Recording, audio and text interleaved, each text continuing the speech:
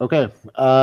Just to catch up quickly, you were looking for the dwarf, same as Holbein, so that you can take him as he is the one person who'll be able to open up the door to Mordenkainen's manor. The search for him led you to the village of Alcator, a north of the city of Watchtower. Villagers have been disappearing here for several months, starting with a patrol that went missing about 2 months ago. That was around when the first disappearance happened.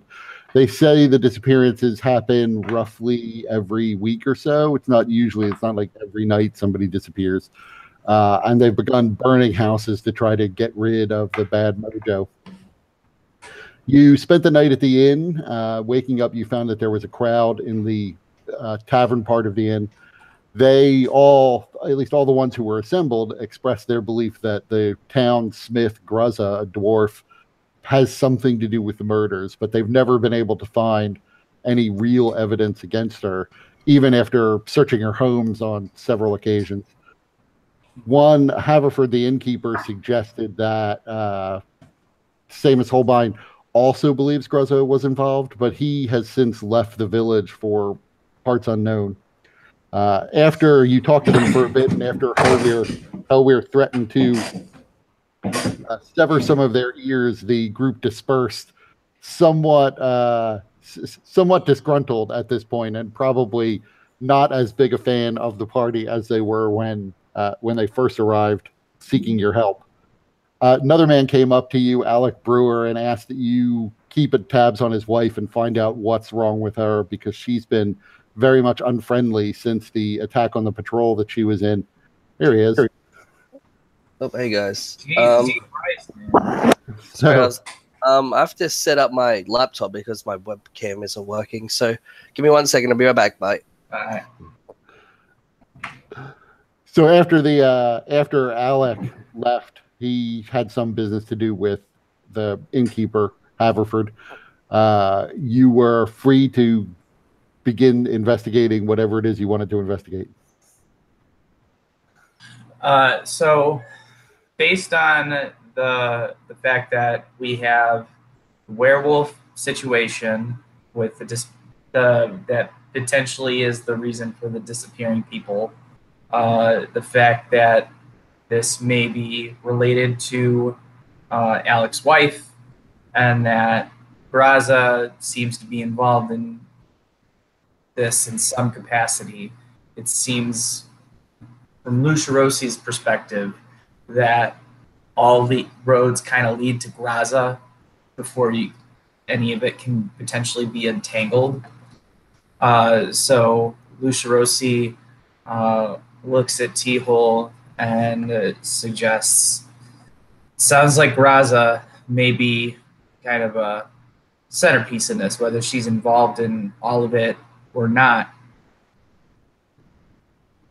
This can be, we can probably link something to the information we would get from checking out her place. Well, I agree. Graza seems to be in the thick of it, but that seems too obvious.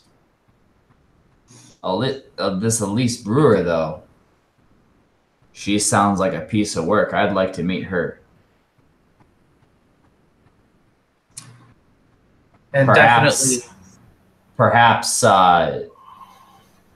she could provide a unique perspective, as is so often the case when you're dealing with werewolves and just disappearances and strange forest dolls.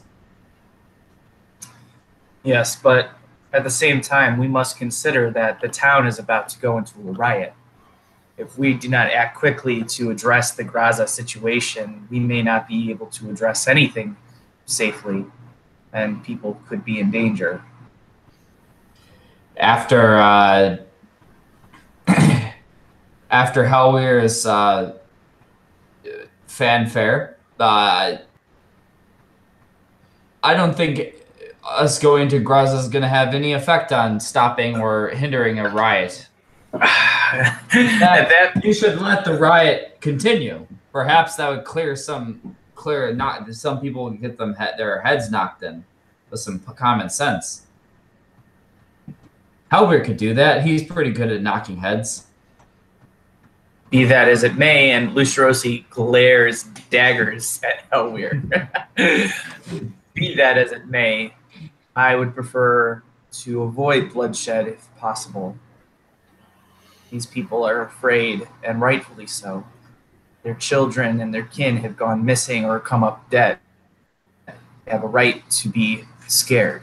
And in times such as these, people tend to act rashly.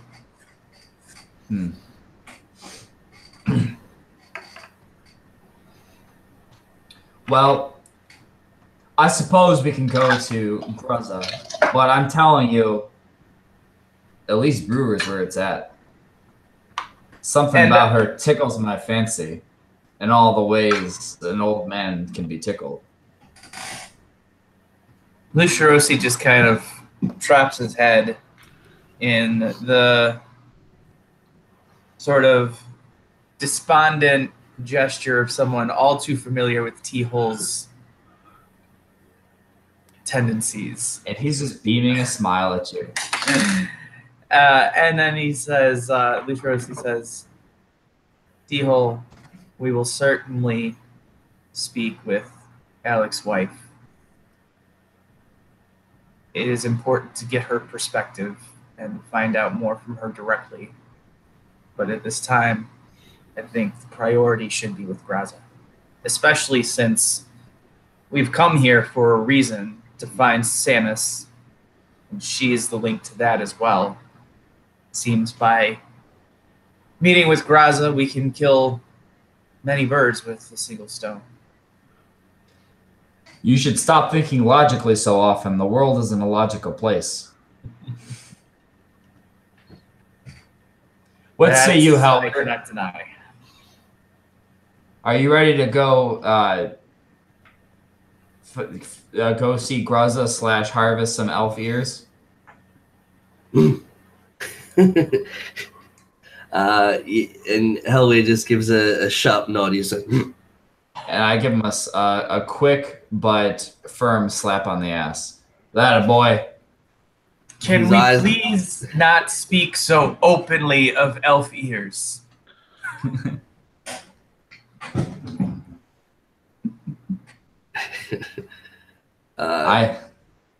Yeah, just nothing. So let's head to Graza's then. Okay. So you saw the forge on your way in, and it's about a mile from where you were. You see at the edge of the lake to the south of you, there is the large glowing stone, larger than any similar stone you've seen. And next to that, you see what is probably the largest building in town, although it also appears to have been burned down. Given that there's less of a scorch mark around it and grass has regrown, it probably was burned down some time ago. But you make your way to the forge.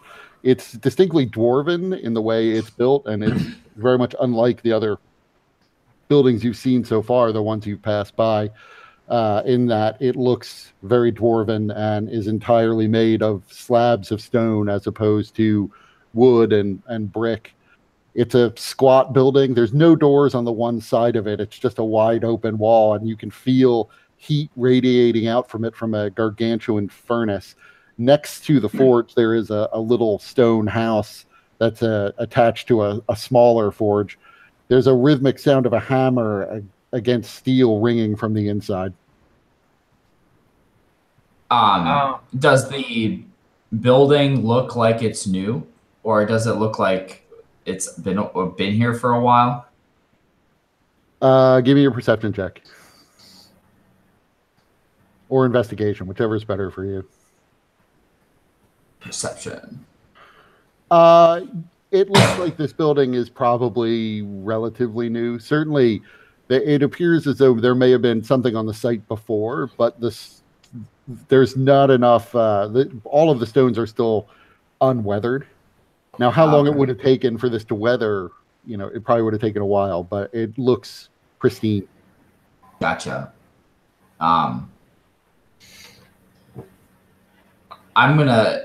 T-Hole walks up to the stone, and he kind of puts his hands up and he smells it. And I want to know what it smells like. I mean, there is a certain. It's pretty cold out. You don't so much smell the stone. There is a little bit of a granity smell to it, but mostly what you smell is in this air. You smell a lot of like the vague smell of salt water, almost like you're near the ocean, although you're many thousands of miles from the ocean. Is Lake Alki a saltwater lake? No, it is not. It's not. It's more like a estuarian lake. It's got some high salt content to it, but it's not ocean like. You do know though there are salt mines like all around this region, and part of the swamps to the north are saltwater swamps. Gotcha. Hmm. Do you smell that, boys? It smells like salt. Very perceptive, T-hole. How that helps our situation, I'm not sure, but we'll file that away and potentially helpful. And you hear the sound of the hammering inside the forge stops, and a squat figure of a blonde-haired female dwarf steps out. Can I help you guys? Does she have a beard? No, she does not. Is it customary for women, dwarf women, to not have beards here? Yes, it is. It is somewhat rare for them to sport beards, although some of them can grow full beards.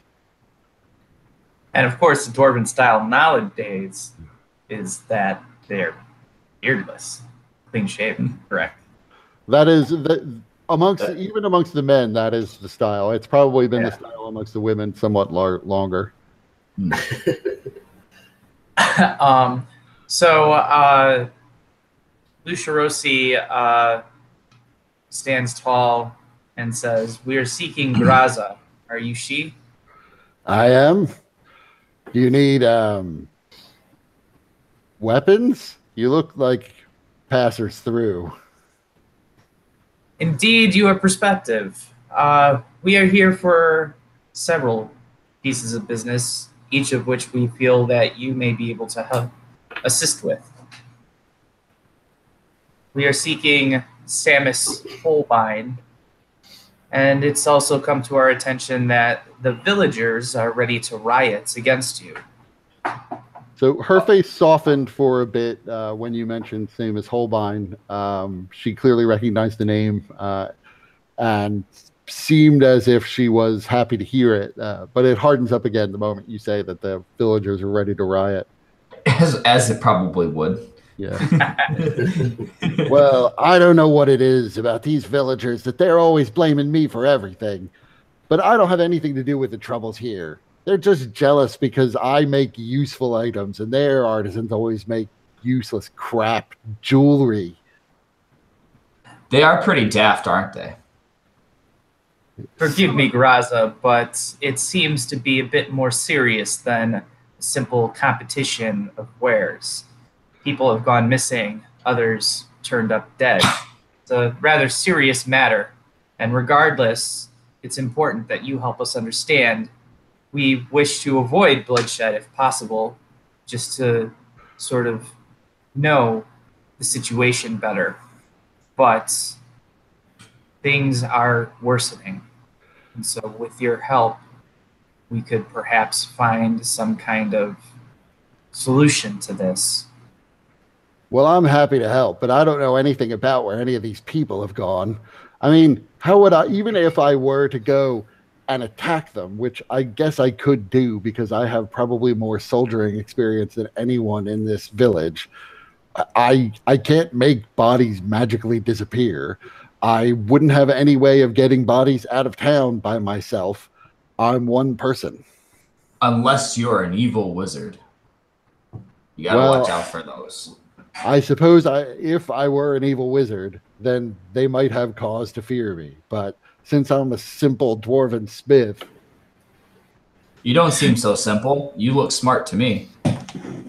Graza, we are standing out here in the air in the open with all manner of people that could potentially be overhearing, although it seems unlikely as it is. But it might be more comfortable if we could discuss this in your lodging. Very well. Hold on. And she goes and takes a piece of metal out of the forge and then dips it in the barrel of water. Steam pours out of it, and then she puts it back into the forge, and she leads you over to the stone house attached to the large forge that she was working in. We're going to have to make this quick because I'm going to have to come back here and tend to that. But she leads you inside. It's a one-room house. I mean, it's fairly sparse in terms of its furniture and such, but it looks to be in decent shape. Everything, again, appears to be new, and things appear to all be in their proper place. Can I do an investigation check to kind of take in what I see and maybe try to commit some things to memory in case they become relevant later? Sure.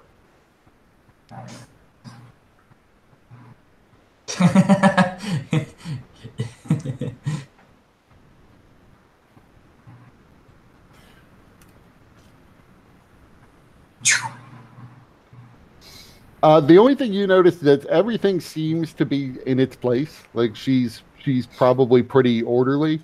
The one thing you notice in particular is that it looks as if there was a place to hold something above her fireplace, above the mantle, but there's nothing there. Okay. How small is the room? Like, as in like height?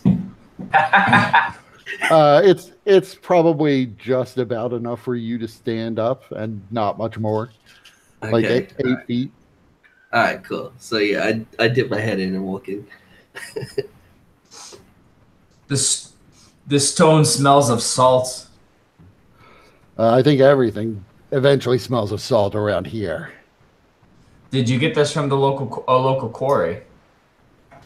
I had most of it dug up from the big island, Imras's Island, just across a little strip of lake from here. Did you build this yourself, or did you? This is pretty impressive craftsmanship. Well, thank you for that. Took me some time to get everything in place, but it turned out well. Unfortunately, it became pretty clear, even as I was building it, that I was never really going to be welcomed here. Why did you continue building it? Well, everyone has to live somewhere, right? This is my home now. I figured I would win them over. By the way, what is everyone's passive insight scores? 15. 11. 16. Okay, passive insight. Yeah. Passive insight. Hang on. Wait, passive insight? Yeah. Jesus, why did I What is that calculated somewhere? I'm still the same. 15. Yeah, it's just your 10 plus whatever your bonus is. Yeah, okay. 11. Yeah, I'm still 16. Okay, so T-Hole and Lucirosi, you would be aware that that question made her sort of nervous, and she's being evasive. The question of why did she stay here? Yeah. I mean, it seems like a lot of trouble to build a house when you're is it custom for dwarven women to be, or dwarves in general, to be home builders and smithies? It just seems like a rare combination for such fine craftsmanship. And like, I just am like smelling the walls and rubbing it. I'm surely not the only dwarf who knows both blacksmithing and masonry. Do I know anything of dwarven culture to know whether or not this is a common thing? You would certainly know that. I mean, dwarves are natural craftsmen. Almost every dwarf has at least one craft. And the structure of the home is well made, but she's probably wouldn't take a master mason to put together this house. Gotcha. Regardless, it seems like a lot of trouble to be in a village that generally hates you. I have my friends here. Who are your buddies? Well, I get along with Clump Lavoons, and she needs a lot of implements made. And Palace and Hector, I used to adventure with once upon a time. So they were the ones, they were here before I was. That's how I knew that the village was here. I assumed since they were here and enjoyed it so much that I would enjoy it here too. So when it came time to retire, this is where I came. What was your life before? Was it mostly I was, mercenary. I went on and adventurer. I investigated things that people would pay me to investigate, fought monsters, cleared roads, protected towns. So you've lived a full life. Well, not yet, but now that I have enough to retire on, I have a trade. Hopefully these stupid elves will come around to liking me eventually once they realize that they need a blacksmith. They can't just import everything. I wouldn't count on it. They're pretty daft. Howie perks up. He says, "Those stupid elves. I'll collect all there is." Graza. Go ahead. Yeah. Now with the issue of removing bodies, I can definitely help you with that. Well, I don't have need of the service. I was simply pointing out that what would I do with bodies once I had captured the missing people? You throw them into the marsh. Let the crocodiles deal with them. At that point, Lucirosi interrupts and says, "Forgive my companion. He is a bit slow on the uptake. Clearly, he has other uses in our party. But I am curious, the villagers in our discussions had mentioned that not too long after you had arrived is when people started disappearing and the bodies started piling up. Might you have some understanding or insight into such a coincidence?" I have no idea why the bodies started disappearing, but when they say, who is it who said they started disappearing shortly after I got here? 4 months after I got here is when the disappearances started.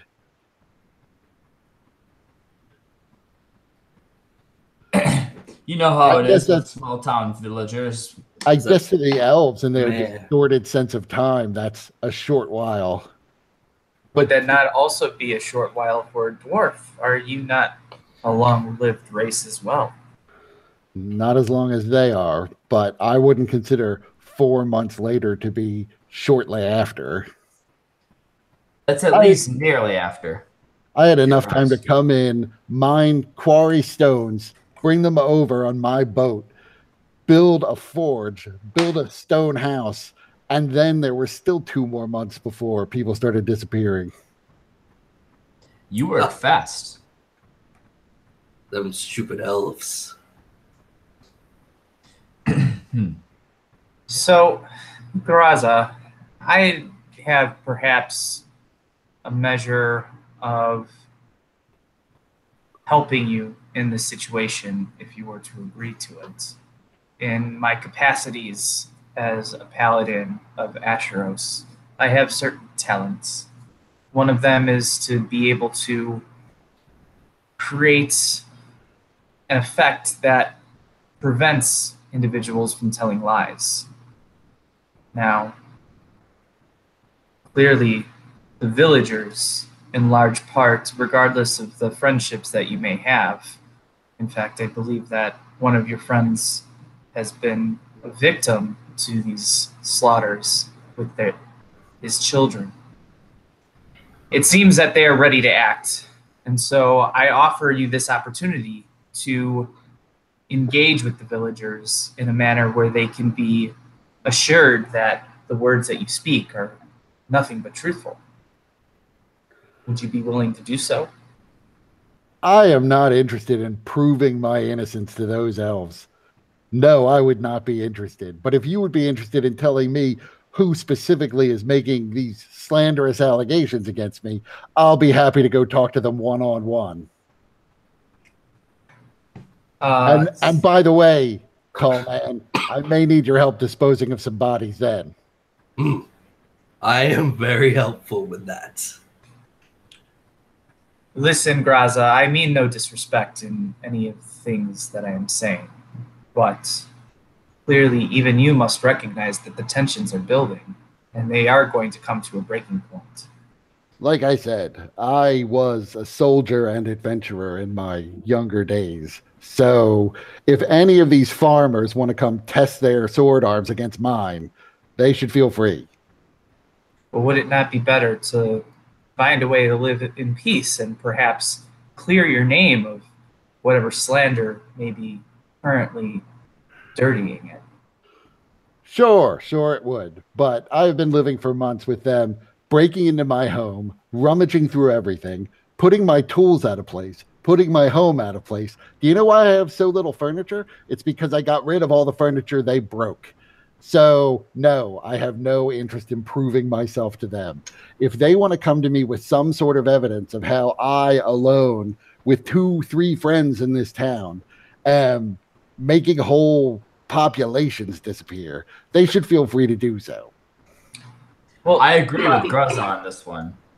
Yes. Well, Graza, I understand where you're coming from, and under normal circumstances, I would agree that it would be difficult for a single person such as yourself to be responsible for the number of bodies that seem to be found and the number of disappearances that have happened. But there is also evidence that there are some other forces at play, perhaps signs of werewolves. Werewolves? She laughs a little bit at that. I highly doubt there are werewolves involved. If the villagers are telling you there are werewolves involved, then they are making up even crazier stories. Last time it was lights and ghostly howls coming from my house. Now it's werewolves. And if it's werewolves, what? It wouldn't be me again. So tell the elves to get their story straight, then come. I look, although Graza can't see my face directly, she might be able to see the slight golden glint from my eyes beneath the darkness of my cowl. And I stare at her with intensity and say, I have directly seen evidence of werewolves. And as far as the lights that these villagers claim to have seen, I myself have also seen lights coming in the direction of your forge. So give me an insight check. All right. She seemed genuinely amused when you mentioned werewolves, but she seems a little uncomfortable now that you've said you've seen lights coming from the forge. But she doesn't necessarily look like she believes you. You've seen lights coming from the forge.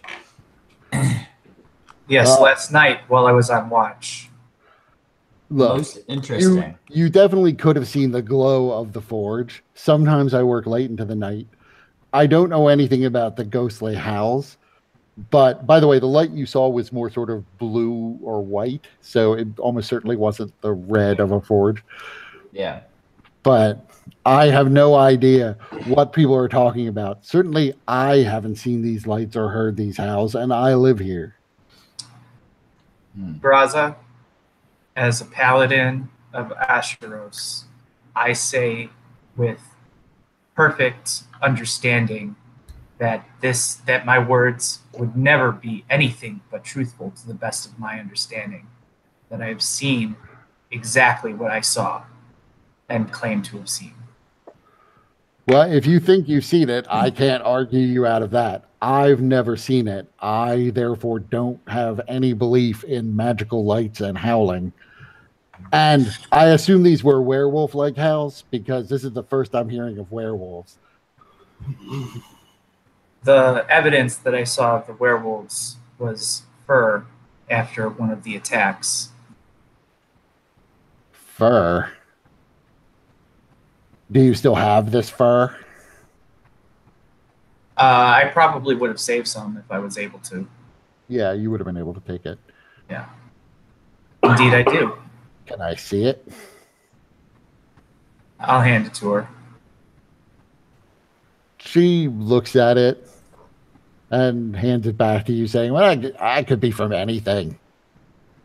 It's white hair, and who's ever heard of white werewolves? Who's ever not heard of white werewolves? Me until just now." Graza, we are not trying to accuse you of anything. But if I, in my capacity as a paladin of Vacheros, can claim that I have seen these things, it is not unreasonable to expect that the villagers have also seen these things, even if you have not. And so it only fuels the fire of their certainty that you are in some way responsible. Well, I don't know what to tell you about that. First of all, even if you saw lights, lights aren't the same thing as me being able to carry away 4 people at a time sometimes, because multiple people have disappeared on certain nights. And magical lights, as far as I know, are not going to help me do that, especially not if they're coming from my forge, which has been searched many times and they've never found anything. Well, those villagers are pretty stupid. I wouldn't trust them to find a pile of shit in front of their noses. They'd probably think it was one of themselves. Well, I'll tell you what. You guys feel free to search again. I have to go tend to my forge. Did you actually want me to make you anything, or is this just here to accuse me of murder? Once again, Graza, we are not accusing you. We are trying to solve this peacefully between the people of this town and yourself. I only see that their fear is driving them to become more unreasonable, and at some point they are going to act. Like I said, I welcome anyone who cares to try me. And Yeah. I wish to find a way so that bloodshed can be avoided. Now, understandably, you are upset.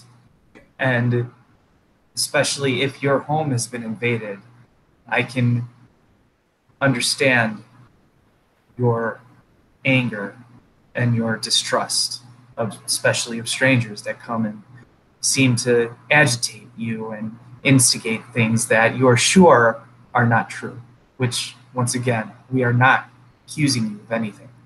We only seek to find understanding of this situation. And so Also, please, Samus Holbein. We actually came here to find Samus Holbein, and then we learned of the idiocy of some of the villagers. Well, there you go. Find Samus. Samus understands that I have nothing to do with this. Do you know where he went? No. I mean, I know he was investigating the disappearances, but he didn't inform me that he was leaving the town. I only found that out after the fact. I'm hoping he comes back, actually. He's a handsome dwarf, to be honest, and he and I hit it off, so I really am hoping he comes back. Maybe he'll be the reason I move out of this town. Who knows? Do you know if Samus had a beard by chance? Samus did not have a beard. So, Graza, it's interesting that you say that Samus was investigating the disappearances, and he has left. He is a good-hearted dwarf, and took pity on these people because of the troubles they've been having. He brought a whole group with him north from Watchtower, and they were talking to people around here. I mean, it makes sense that he left the village. I don't assume that he gave up. That's not the sort of dwarf that he is. But, there are various other sites to investigate. The hobgoblins. My money would be on the hobgoblins, by the way. Not that anyone cares what I think. I suspect the hobgoblins are taking slaves again. Do you know where the hobgoblins' camp is? Is it nearby? They don't have a set camp. They frequently hide out in the hills, to the north of here, next to the swamp. But where they might be specifically, I don't know. They could hole up in the Puzzlewood Forest or simply camp out on the open plains up on the higher plateau outside the valley. Maybe we should capture one of these elves and use them as bait to bring out the goblins. Aye. I mean, if you want to find Samus, I don't know that he went to see the hobgoblins. I told him my theory, so maybe that's where he went. Graza, clearly, if Samus is going to investigate the disappearances, and it was important to him to help these people, then we would be remiss to not also offer our help, because it can bring us closer to finding Samus. But also, if you fancy him as you do, and if by chance he returns those feelings, it would be a terrible tragedy for us to go in search of Samus, only to come back to see that the villagers had angered and rioted, and that while you may have slew many of them, eventually they may overcome you, and then Samus would have nobody to return to in this town. So she sighs and says, listen, I think you're misreading the people of this town a bit. They could be a little irrational from time to time, but none of them are violent. None of them are crazy enough to think they can take me in a fight. I seriously doubt that they are going to come. The most that they might imagine doing to each other would be, hey, let's go set the house on fire. But my house is made of stone. I doubt they could even break through the walls if I decided to lock the doors. But, Graza, they could smoke you out. They could try, but like I said, these aren't warrior people. Even the toughest of them would have difficulty taking a single hobgoblin. I don't think they're going to suddenly become murderous and come after me. Not really. And if they tried, they would quickly retreat in fear when they realize who they're dealing with. Speaking of taking a hobgoblin, do you know who Elise Brewer is? Sure. She's one of the two brewers. Speaking of taking a hobgoblin.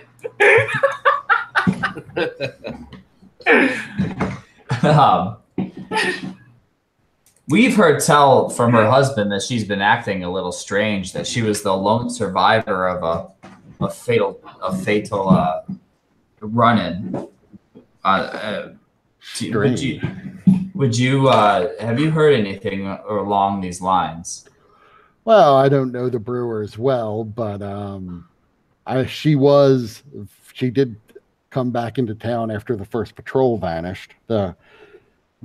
That is what some of the elves think of as the first time elves disappeared, but it actually sounded to me more like they just got attacked and she came in, her mind all addled. So I don't know her very well, but I just imagine it's something to do with the attack is making her act weird. It can be hard. There were probably 8 villagers killed in that attack. Yes, well, they probably couldn't even attack a single hobgoblin by your standards, so it would make sense that they all get killed. It's strange that she would at least make it off. I was just curious if you knew. She's been on my mind lately. So you can make me an insight check. All right, let me. Everyone can make the insight check here.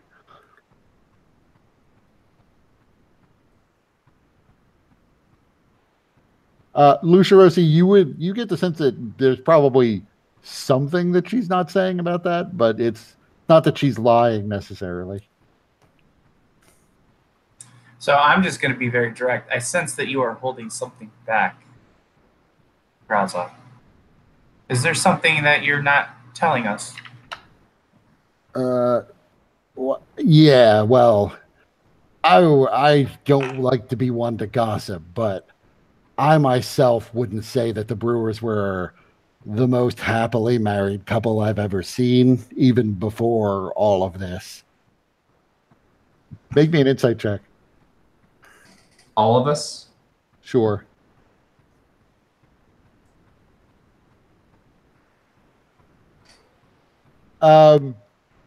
She seems to be telling the truth on that. It's interesting that her husband would all of a sudden show interest in her mental health. Well, maybe she's a little bit off from what she was before the attack. I mean, she lost her memory of the attack itself. She claims at least she doesn't remember any of it. So I assume she took a blow to the head or something. Who is she friends with?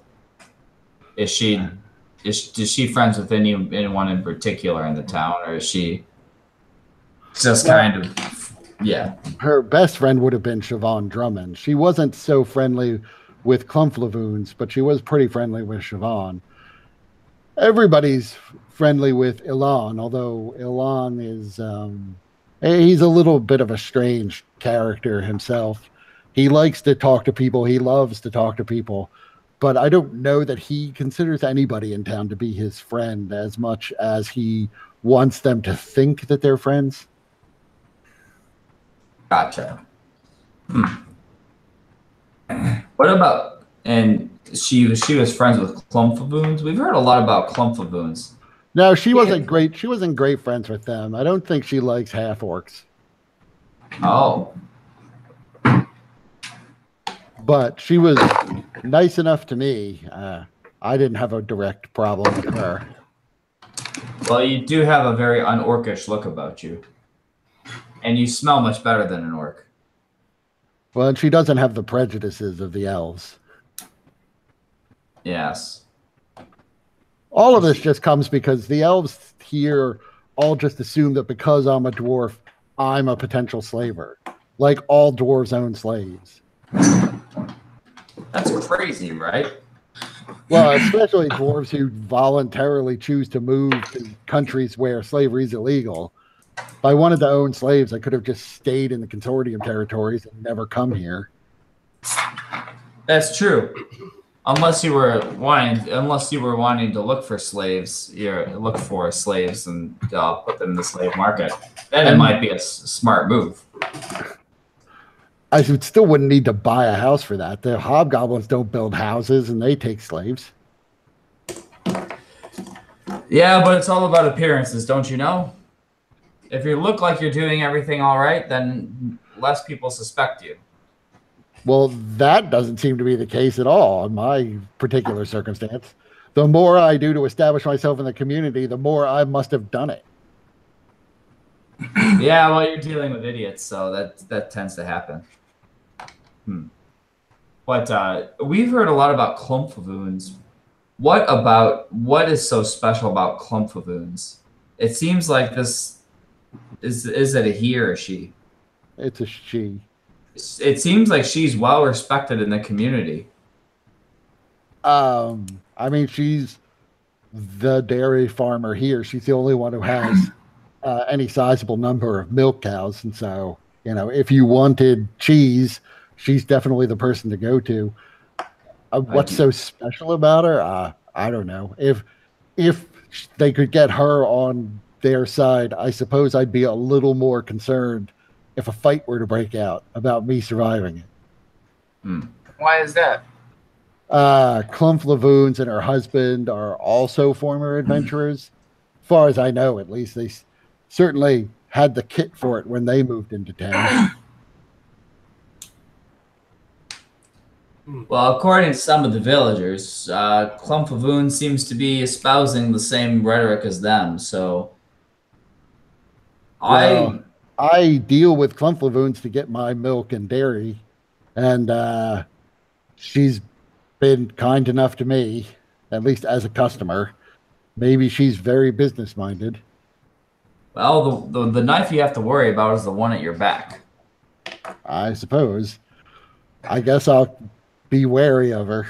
But I really do have to get back to my forge now, so like I said, if you want to ransack my house, that's fine. But if you're really with Master Holbein, then I guess I wish you the best. I hope you can figure out who actually is making these poor villagers disappear so that the suspicions can fall off of me for a change. No problem. Graza, you've been helpful, and I believe that you have been honest in what you have been telling us. But I must caution you. I know that you do not think very highly of these villagers, but just as any wounded animal when they are cornered can be dangerous and unpredictable, these people are becoming more fearful with every body that turns up and with every family member that goes missing. And I'm sure that we are not going to be the only villagers or adventurers that may be passing through town. And so while they may not pose a risk to you, had we been a bit more mercenary in our approach, they may have very well requested us to carry out their version of justice. Duly noted. By the way, she opens walls- the door expecting you to all leave. T-Hole takes one last whiff of the walls and then flashes her a smile and walks out. Yeah, walk out politely. Yeah, Helen gives a nod and just walks out. Bowing respectfully on the way out. She actually closes the door behind you. She doesn't immediately go over to the forge. Well, in that case, I would like to take a quick look at what's in the forge. So you can go over and look. I mean, in the forge itself, you see what just appears to be an iron rod. Mm-hmm. It appears as though it's been somewhat hammered flat, but it's clearly got more work to be done before it's turned into something. Okay. Now,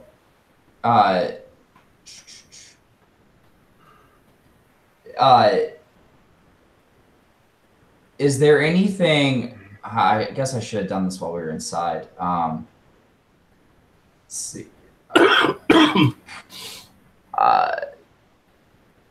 If let's see, can I cast? See, I have detect magic prepared, I believe. This is the first time playing a wizard, so I don't know if I am doing this right. But I prepare certain spells, which means I can cast them without being a ritual. Is that correct? That's right. So I believe if it's prepared, you can cast it as a ritual or using a spell slot. But casting it as a ritual increases the casting time by 10 minutes. Right. Okay, I don't know if I really want to do a ritual in front of her house, but maybe I'll spend a spell slot to cast detect magic on myself, I guess. Okay. It's always cast.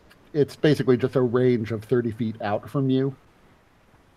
Okay. So within the 30 feet of you, first make me an intelligence save. Okay. Intelligence save. Okay, you are immediately, as soon as you cast a spell, hit with a very strong enchantment aura that just seems to be everywhere around here. Like around here, or like around everywhere. It is almost as if it is coming from every spot within that 30-foot circle around you. Within it, you feel like you probably could, if there was like a magic item or spell in effect, you definitely are sure you could discern it.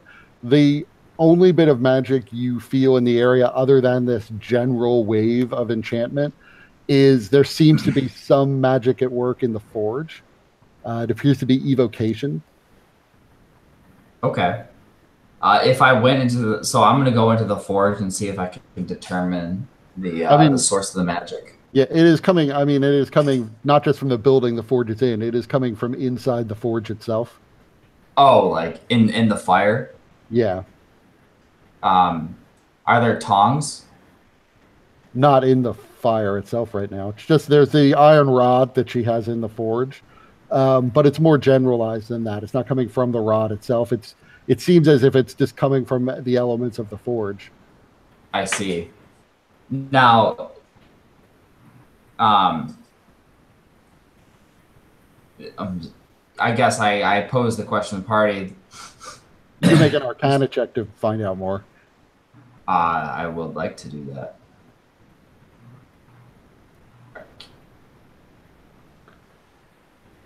You know, I don't even. I just can look at your screen and see all my rolls. You would know that it's built into the forge itself.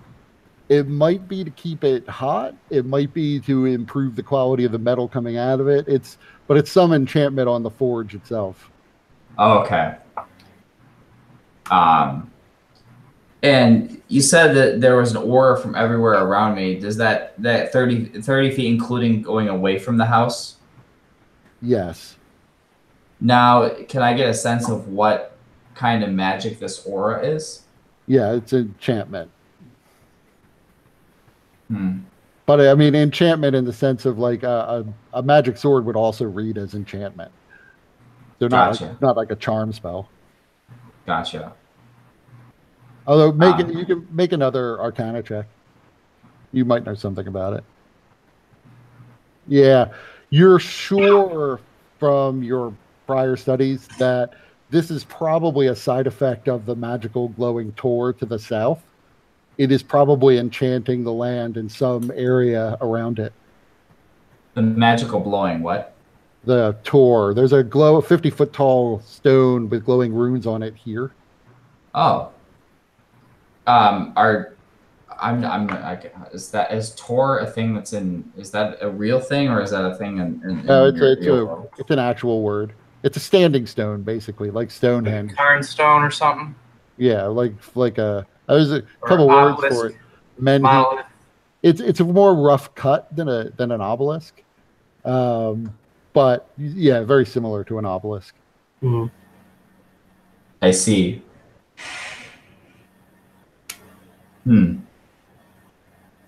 I turn to the party and I say the air reeks of magic. It smells delicious. I can kind of sense that it's coming from the southeast at the tip of the peninsula. It may be worth checking out. It is most likely worth breaking. What is it that you see? What kind of magic? It surrounds us. It's inside of us. But for what purpose? Can you tell? I cannot. Sadly. I just can sense it. So with that, because T-Hole has used his senses to see what he can see, there's a slight blue flash from my eyes beneath my cowl, and I start looking around using my divine sense ability. Okay. You don't detect anything that's sort of evil or corrupted in the area. Okay.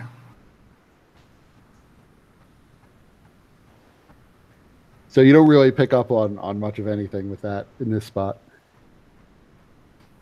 All right. So T-Hole, you say that it is coming from the southeast. Yes. And I'm assuming I wouldn't be able to see the Tor from here. No, you would definitely be able to see it. It's 50 feet tall, and this is relatively flat land. Oh wow! I'm like, yes, it's coming from that direction. I point towards the large stone statue. And with a bit of a smile in his voice, Luciosi says, "And you'd rather check that out than go and speak with Elise?" I like to keep my women waiting. When you get old enough, you'll understand its importance. Very well. I'm open to seeing what this thing is. You're gonna head that way. Yes. So, coming up to it, you see it's a huge granite. Hold on, I megalith. can't hear you guys. Uh-oh. God damn it. Is it happening again? I'm dying. We can hear you.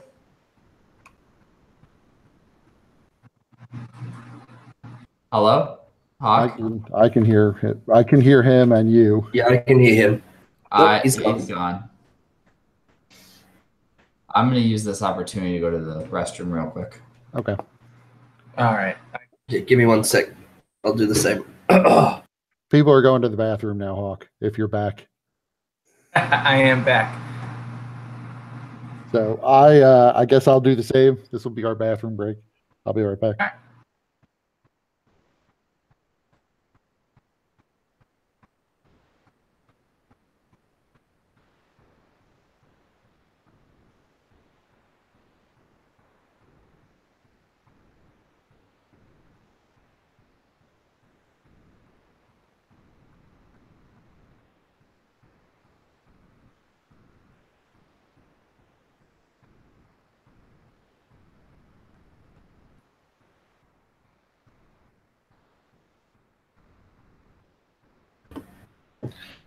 So I've caught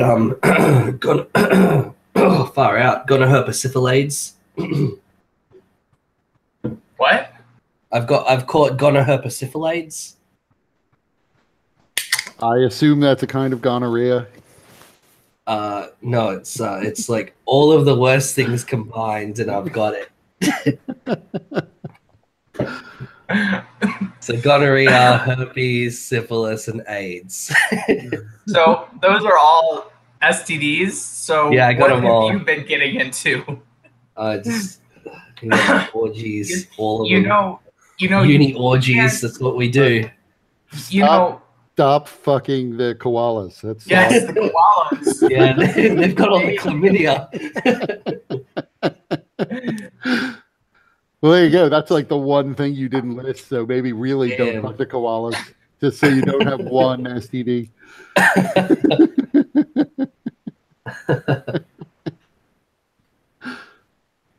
Oh, yeah, not good. Yeah, sorry, I was late. Just slept in. My bad. Where are you in Australia? New South Wales. So like near in Sydney or somewhere else? Yeah, I'm about an hour and a half out from Sydney. The Illawarra is where I am, so it's sort of like imagine Sydney, but like Darrow. That's me. Oh, Darrow's like Bogan. Oh, actually, do you guys know what Bogan is? No. Isn't that Sorry. like is that like an Australian is Bogan a place, or is that like the name of it? Like, No, it's a name of like a person or a group of people. yeah, like Bogans are like what are those people in England? The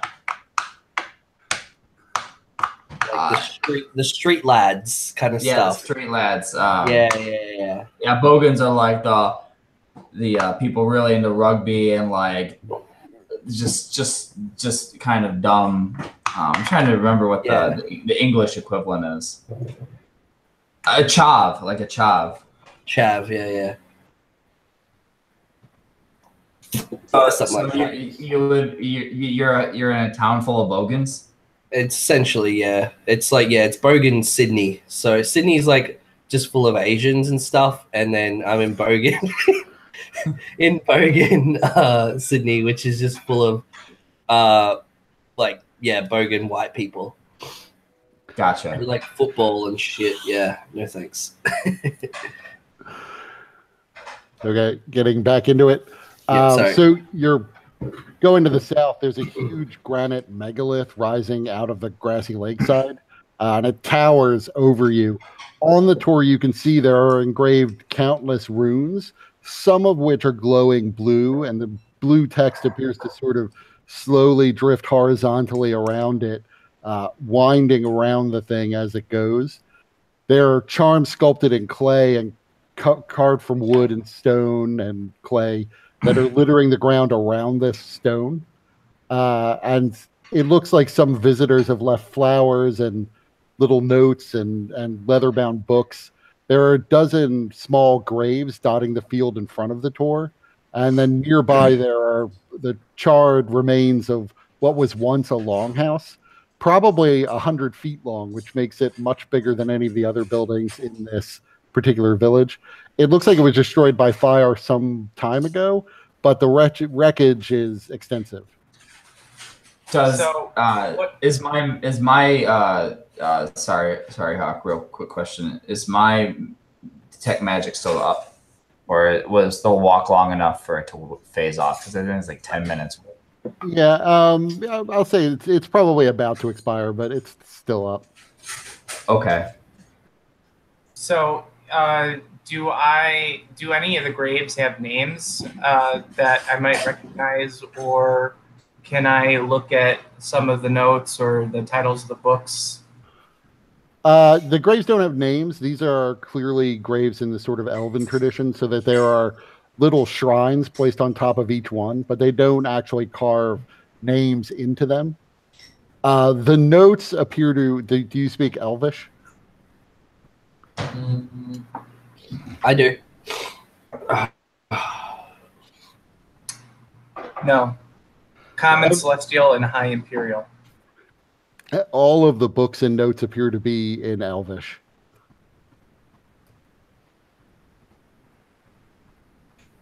And how are you? Can you read? You can read them.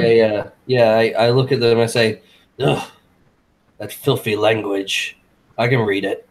Elwir can read? I can read and write. Elwir, you continue to astound me, usually in a negative way, but for that once, I'm actually somewhat proud of you. It's easy to find them when they're trying to hide. If I know their language. I'm sorry, by Asheros. You would be aware from your time with the elves that frequently they write prayers onto slips of paper and then let them go either in sacred spots or just let the wind take them. And these appear to all be elven prayers to their ancestors. The books appear to just be handwritten poems to the dead and imprecations to Melora to take care of the souls of those who have passed. So their stupid pagan gods have they're writing messages to them, and it is better off if we just rip down this pylon and crush their shrines. I would be impressed if you could rip this pylon down. Do you not see the blue runes that circle around it? However, when is the last time you saw a standing stone with such magic? I've seen one without magic. You actually would have all seen these, but no one near this big. You would have seen versions of these that were maybe 10 feet tall, are not uncommon, scattered throughout the continent. And what happens if people break those? So far as you know, no one breaks them. Yeah. Except me. So while my detect magic is on the throes of expiring, do I sense anything from these runes or are different than what I sensed at Gruz's? What languages do you speak, by the way? Draconic and Ataran. Okay, the runes are definitely in Ataran. The only name you can make out the only word you can make out is Duergarn, which from the context you would guess is a proper name. But it also, Duergarn, Duagarn. but it would, from the context, it appears to be the name of a place, although it can also mean fortress or the lieutenant's stronghold, either one. And then the rest of the runes appear to be numbers, and it's cycling through various numbers and occasionally coming back to the word Duergarn. So I was imagining that there's like these blue runes and they just kind of circle, but are they actually changing? No, the runes are actually carved into the stone. Which ones are glowing from moment to moment changes. Gotcha.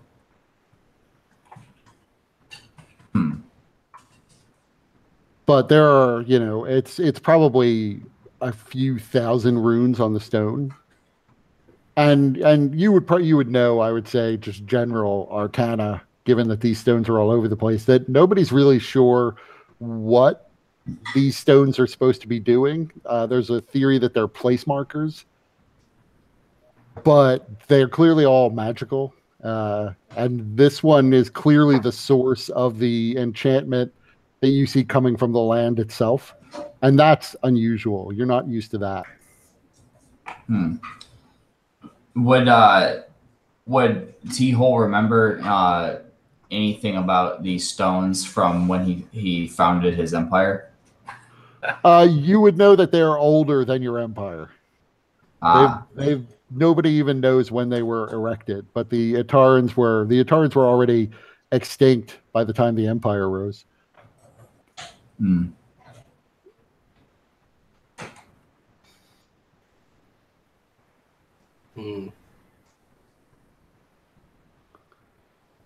Well, we should go see Gruzza for some pulleys and stuff so we can destroy this.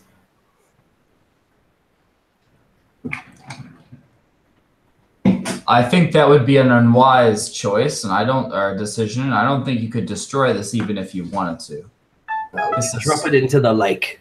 This has stood here for longer than my empire has been in existence. That, which is most unusual.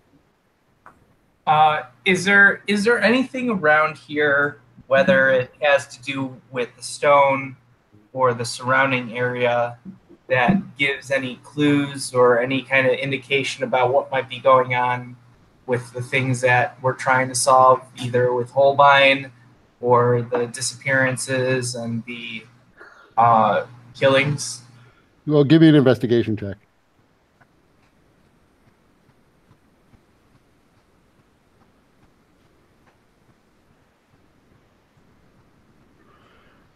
The one thing you notice is that all of the burnt houses, they were burned from the outside. That's why there's large scorch marks around the houses. The walls themselves were lit on fire, whereas it appears as though the longhouse, it burned from the inside. And so it collapsed inward. So it doesn't really match all of the other burned houses that you've seen. Is there anything of it left standing?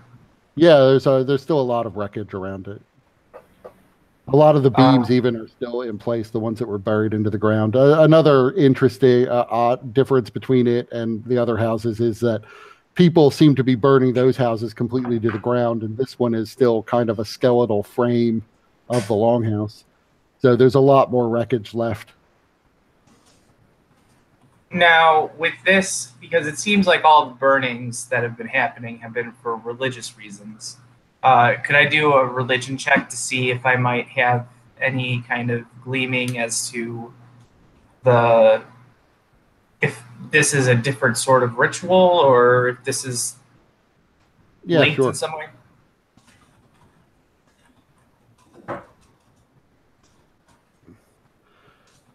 I mean, you would guess that this probably wasn't ritually burned. This might have caught fire some other way. Okay. Can we sift through and step through the wreckage? And you could. So I'll be like, hey guys, this place wasn't burned down like the others. This one burned from the inside. The other ones all people burned them down from the outside, but something different happened here. So anyone who wants to search, I mean, it'll take you a little time. It's a lot of wreckage, but make an investigation check. This is interesting. It just looks like burnt rubble to me. T-hole. First of all, Lucia Rossi, you do find a small strong box that's locked, still in the wreckage. You also, and T-hole, you find a smashed oil lamp that you're sure was probably the start of the blaze. I hold it up. It's not necessarily. It's kind of in a random location in the wreckage, so it's not clear that this was a deliberately set fire as opposed to some sort of accident. So like it seems what do you call it? Like it's like just smashed, and I could tell that this is I generally know this is probably it. You're sure this is about where the fire started. Okay. And the lamp was here broken. Found the cause of the fire.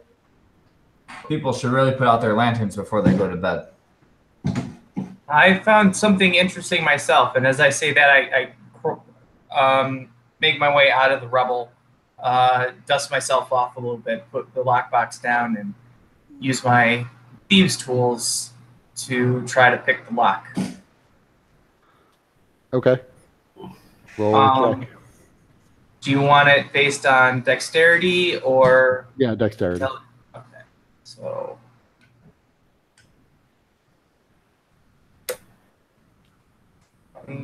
Probably I'll just like 20. All right, so that's plus 2 minus 1, so plus 1, so 15 total. Okay, that is actually plus 3, so 16 total. Yeah, you are unable to spring the lock. Wow. But you do hear there is something sloshing around inside it. It sounds as if there's clearly coins and maybe something else is inside it.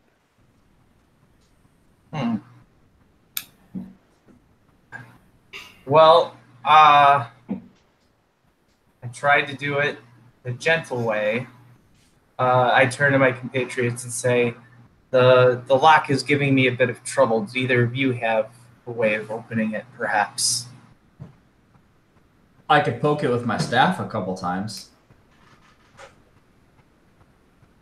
Ooh. It sounds like that would work. But I could just throw it up against that pylon until it explodes. I think it would be best not to throw it, since we don't know if the contents are fragile. And fragile contents, Hellweir, can be valuable. I do not think so. But I can just try and bust the lock, I guess. I've done 1 or 2 before. Do we have any do you have a crowbar in your thieves tool kit, and would we be able to apply it to the lockbox? I mean, if you have a crowbar, normally a crowbar isn't a part of the thieves' tools. Oh, isn't it? Oh. No, it's in the bundle of things that you can buy, but thieves' tools themselves only weigh like up 2 pounds. The crowbar by itself weighs like 5. Yeah, and I didn't do my items very well outside of my armor, weapon, and my wondrous item. I mean, I'm not gonna. If you want to say you have a crowbar, that's fine. Okay, I'm gonna say that I have a crowbar. Cool. I take your crowbar. And it appears into my hands, and I try and apply it to the lockbox and bust it open. So give me a strength check or athletics. And wouldn't it be an advantage to sit with the crowbar? It's with advantage. 20 is enough to bust the lock open. Inside, you see there's a dagger and 53 gold coins. Jackpot. There's also 1 electrum coin, which is unusual because you're unaware. Well, I guess make a history check, but you're probably unaware of any culture that uses electrum as a currency. Oh, look, a skipping stone. I don't have proficiency in history, so I'm just going to be, and I'm also relatively new to this time, so I probably wouldn't have any basis. I have proficiency in history. Could I see the electrum coin? Yeah, sure. You're still not aware of anybody who used electrum as a currency. It was pretty rare. You can tell it's old. It's like, it's sort of decayed and thinned, and the edges are all fractured. But it was mixed in with these gold coins. Is there anything unusual about the dagger? It's clearly of elven design and very nice. It's potentially magical. But ordinarily, I'll just say as like a sort of game note, I don't tend to say for sure what's magical. So it's always sort of worth casting detect magic on things before you throw them out as mundane. Because sometimes crappy looking things turn out to be magical. Yeah. But based on the lockbox and everything and the fire that I see, does it seem reasonable that the contents would not have melted even if the lockbox itself would have been maintained in the fire? Yeah, Since I would say gold so. has a relatively low melting point compared to other metals. You would And think wouldn't there that would be something that even Lucerosi would know? Yeah, well, I mean, it's like 2,000 degrees it takes to melt gold. So it'd be unlikely that a fire would get that hot. So it's not uncommon. Okay. I'm Right, well, gonna cast detect magic again. Okay, so give me an intelligence save. You got it. All right. So again, you're sort of hit with this wave of enchantment that's just coming up from the ground. The obelisk glows even brighter than the magic emanating from the ground itself, and appears almost blinding when you're staring at it with detect magic. Turning back to the lockbox, you see that the dagger is magical. Ah, we should keep this dagger. Hmm. It is magical. Ooh. Can I tell what kind of magic it might be, or what school? Enchantment. Okay. Are all weapons always enchantment? Usually, yes. Okay. No matter what their effects are. It can depend on the effect. Like flaming things might be evocation. Ah, okay. But the typical +1, +2 things are enchantment.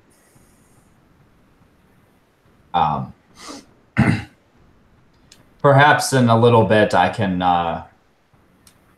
determine the exact nature of this dagger, but for now we should just hang on to it. very well. And so Lucerosi flips the dagger to hold it by the blade end and hands it to T-Hole. He grabs it with his teeth. Old man, And you are so strange. And that's coming from somebody that just recently came out of stone. I just wink and I flip it up. I hit the dagger up, catch it, and put it in my underwear. You're still in your underwear? I'm wearing underwear. I mean, underneath my clothes. Okay. Okay. I mean, T-Hole doesn't go commando. That's ridiculous. Even T-Hole has standards. So at that point, the sky begins. There's a break in the clouds, and the skies begin to clear a little bit. They were overcast. I mean, it's still not quite the start of winter, but it's close to it. So it's pretty cold out. But as the sunlight hits the stone, you feel the air warm up noticeably, so that it's probably 10 degrees warmer now than it was a few minutes ago. That's interesting because also it was snowing before we came to Alkitor, and as we got to within vicinity, the snow kind of turned to slush and then rain. Am I remembering that right? Yep.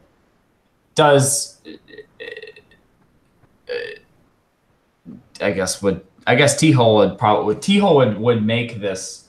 Actually, T-Hole would definitely know this and make this same what do you call it? Conclusion Because of keen mind. Yep, that makes sense. So do I know whether or not that is expected in this area, or if that is odd? Because some places just have crazy weather. Right. It's particularly with your detect magic up, you would be aware this is an effect from the standing stone itself. That the sunlight hitting the standing stone caused the standing stone to begin to warm the air. Can I walk up to the standing stone? Does it feel warm? It does. I mean, it's not hot, but it's warmer than you would expect it to feel for the stone. Give it a sniff. I smell it. You smell it. It doesn't smell unusual, but you do. Give me an investigation check.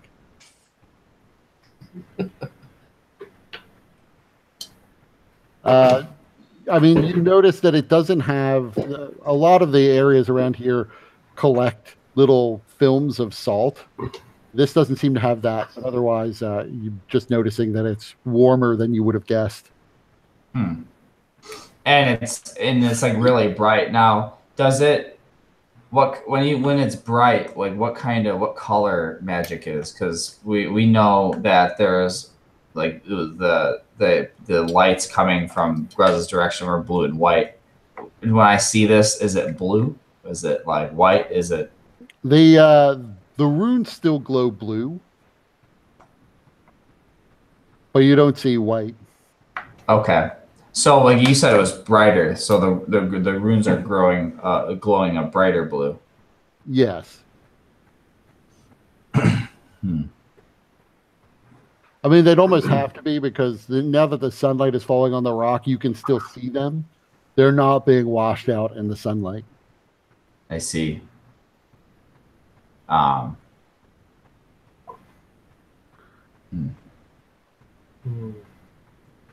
So at that moment, Lustrosi motions to his compatriots as he puts the coins into a sack and says, we are losing daylight. We still have several people to talk to, including Elise and Plumplavoons. In the distance, you see there is a figure is walking in this direction, passing by Grez's. Can I make out any details about the figure?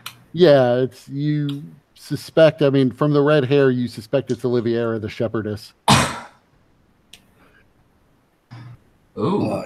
And her slave dog. You don't see her dog with her, although maybe he's hiding too. I'll get him. I'll find him. Be careful. That dog is strong. And as she gets closer, you're sure it's her. Good morning, beautiful. Well, hello to you. I see you're visiting the tour. Are you investigating the disappearances, or are you here to receive a blessing? Yes.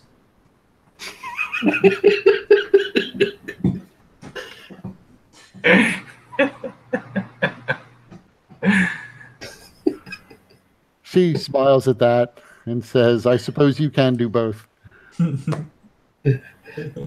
You see, she takes some wildflowers from her pack and sets them down at the door and begins to do some hand gestures that are another elven religious ritual and says a quick prayer. So how goes your investigation? I heard there was a gathering this morning at the tavern. Yes, it is quite concerning, the anger and the fear that your peers are feeling. Understandable though it may be, it seems to be becoming concerning. Well, it's certainly concerning. Indeed. So have you decided whether or not you're going to go into the swamp? You were discussing it when we met yesterday. Yes, the swamp. There are the dolls and the spirits that are said to roam the swamp, yes? They're definitely the dolls are definitely in there. I mean, there probably are some sort of undead spirits somewhere in there. It's ancient and dark. It's the perfect place for unnatural things to survive. But our blessed spirits reside here in the village with us. Or do they reside here within the stone? And I like touch the stone. Well, we revere the stone, and we believe our ancestors revere the stone. I've never been taught by our mystic that they live inside the stone, however. Are you familiar what the stone does or what it is? Well, we believe it was left by Melora to help protect our valley, although it hasn't been protecting us from these disappearances of late. Yes, Well, and you've mentioned before that the elves and those of are they disappear, but those of human and half-elven heritage are killed. That was Moonshadow who figured that out, rather than her. Oh, But right. since you mention it, she says, I hadn't noticed that before, but you're absolutely correct. Elves and half-elves have vanished, but unfortunately, the humans who've been attacked have always had their bodies found. It seems that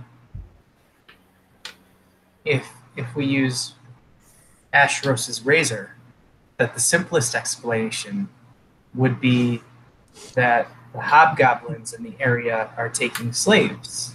Would it not? The hobgoblins are certainly capable of taking slaves. I don't know if they are taking elves and killing humans. I don't know why they're not taking the humans who met their ends. I mean, to a hobgoblin, we're all slaves. Do the hobgoblins in this area do any sort of trade or have any kind of civil relations with anybody? The hobgoblins have some trade with the nation itself, not with anyone here in the village, however. Where they trade, I don't know. I've come across a few hobgoblin hunting parties here and there. For the most part, I keep my distance and they keep theirs. So when you've encountered them, there's been a sort of understanding or respect.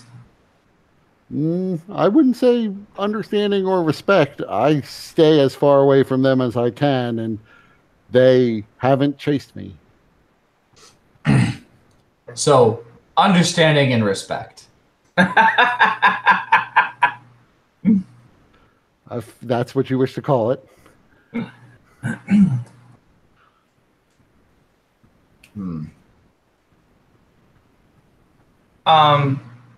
Can you remind me, what is it that she believes was happening in the swamp?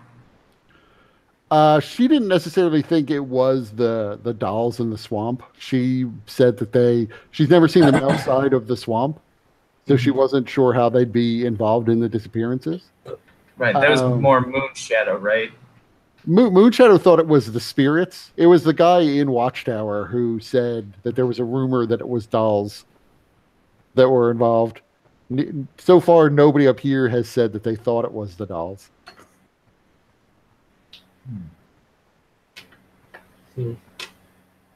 We should have tried to see if we could see if we could get a source for that rumor while we were out there. Yeah. Alas. She herself thought it could be the hobgoblin. She didn't have like a strong theory as to what was going on. She thought that it might be the hobgoblin. She did mention that a lot of people thought it was Grezza. And you gathered that she didn't necessarily have any love for Grezza. Mhm.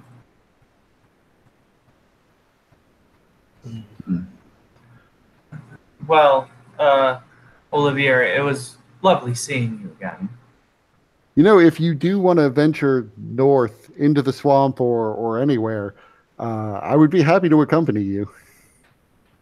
And we would be happy to have you. I'm not much of a guide to the swamp, although I bet you Moonshadow would be willing to guide you through the swamp.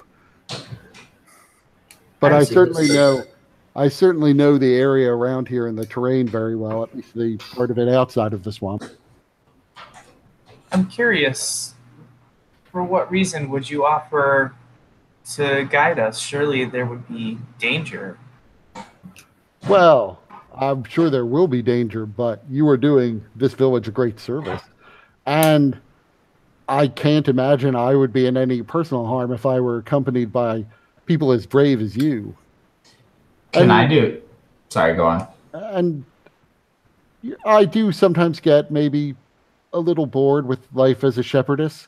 Perhaps this is my opportunity to branch out and see the world and become an adventurer like you.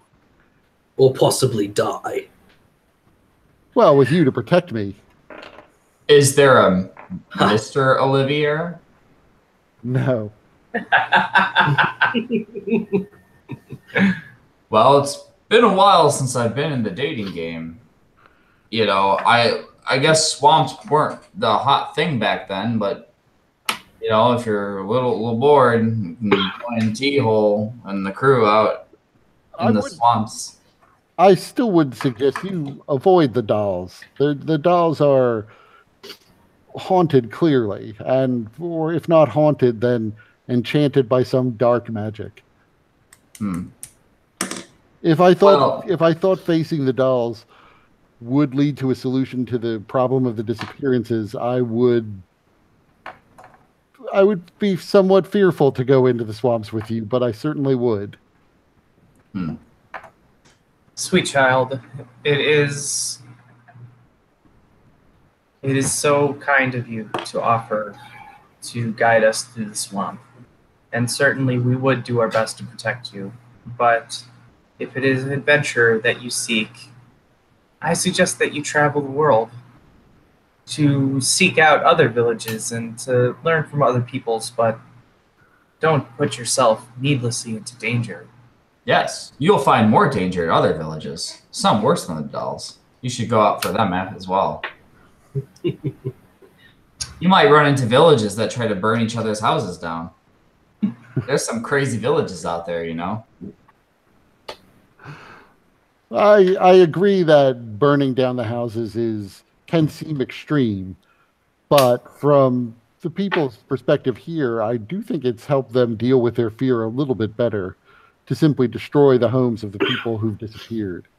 And since, although I hate to say it, since at this point I can't imagine those people are going to return safe and sound, the homes would have gone into states of disrepair anyway. It was probably for the best that we remove them. Whatever you think. Can I do an insight check on her to see if was earnest about her desire to go into the swamp with us? You can. Or like the reasons for it? Yep. She seemed pretty earnest. In fact, with a natural 1, you think she's kind of into you. Oh. T-Hole is shifts in his robes. Jesus Christ. Is that a staff in your pocket, or are you just... So, one thing that I'm kind of seeing on the map, and I'm wondering if Lucirosi would have put it together, and if it's even accurate, it looks like all the burned homes where there are people that have disappeared or been killed are all on the outsides. Have there been any disappearances of people that are more inside the town? The town is kind of. I mean, there are certain ones on the outside, like this one. I mean, this house you saw burned down is like, there's a house here and a house here. So some of them, that one at least is on the inside. This one is kind of near the mill, which is here, and then another home, which is here. And there's a windmill up here. So they're not exactly all on the outskirts. Okay. Oh, they're all near the road. Most of the things here are kind of near the road, though.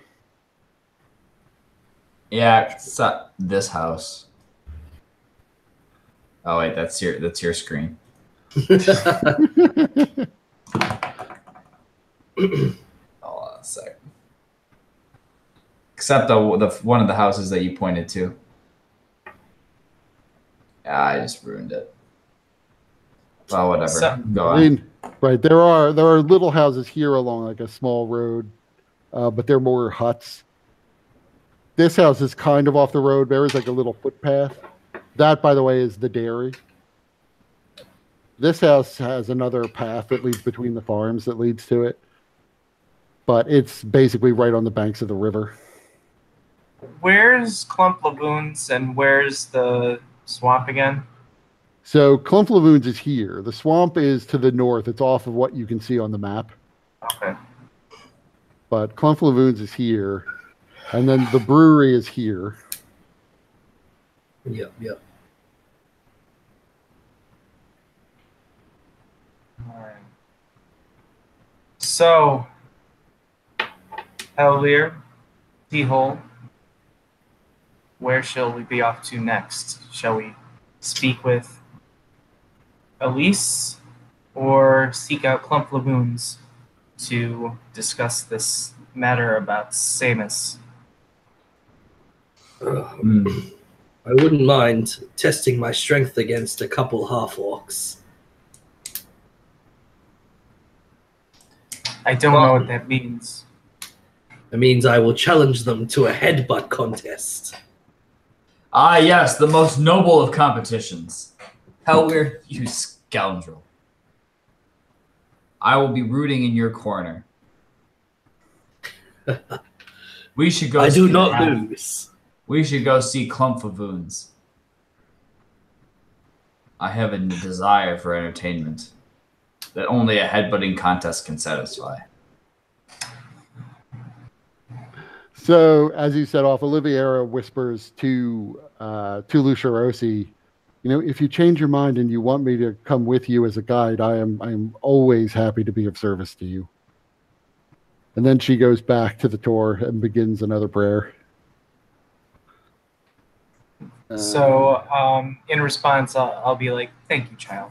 If Asheros feels it's necessary, then, of course, Asheros will seek you to be our guide."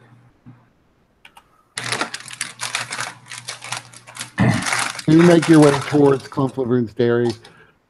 You see that it's off to the west. There's a wooden and unpainted, almost, it definitely looks sort of hastily built structure of moderate size. There's a sprawling cow pasture that extends behind it to the northern tip of the lake. There's a crude sign that's hanging on a post just as you get off of the bridge that says, "The Enchanted Dairy of Clump Lagoons." The Enchanted Dairy? Yep.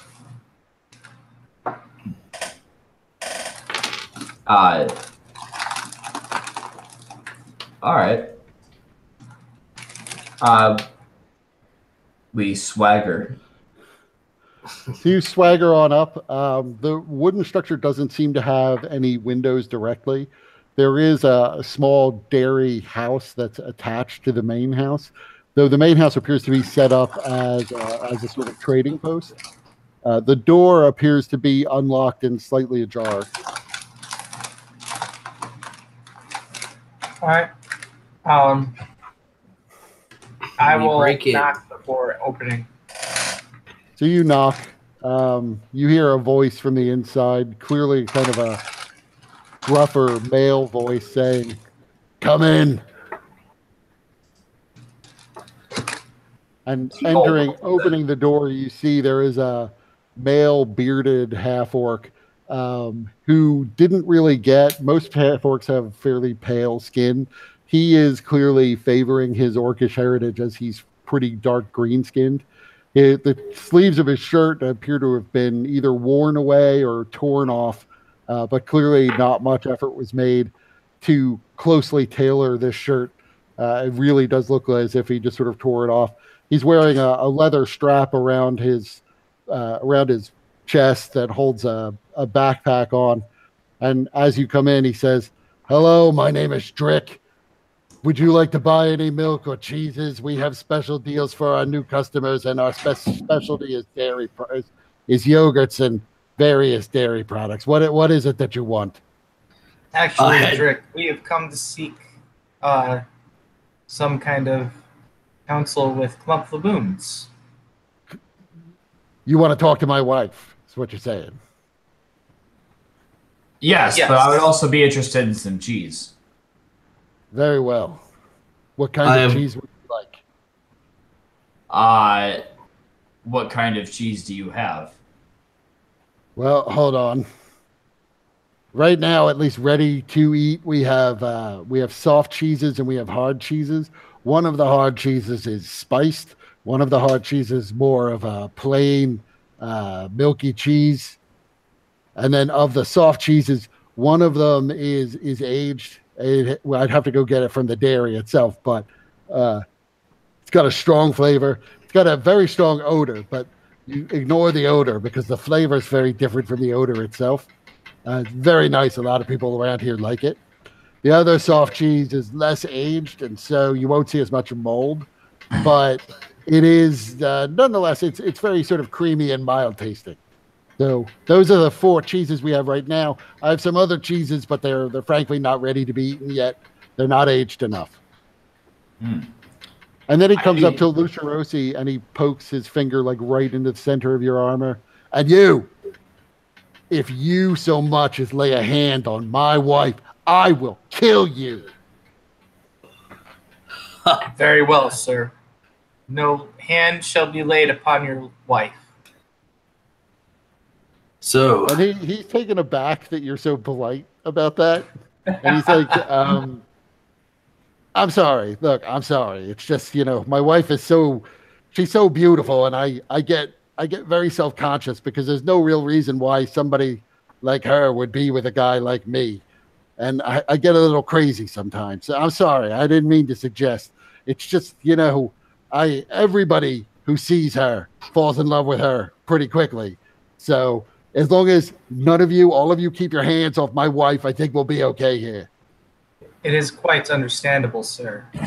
Love blinds many of us. And so it is no offense taken at your desire to make sure that your wife is untempted. I appreciate that. You look kind of beefy to be a cheese farmer. Well, this wasn't my first choice, but Clump Laboons wanted to be a dairy farmer, and with a woman like that, I mean, you don't say no. You're just grateful that she's interested in you. What was your first choice? I probably would have been a mercenary. That's where we met. We were both mercenaries, but that wasn't her dream. Her dream was to get enough money to buy enough cattle that she could settle down, start becoming a dairy farmer. Seemed you couldn't even have convinced me that this would ever be my life 10 years ago, but here we are. I'm a lucky man. You don't look so lucky.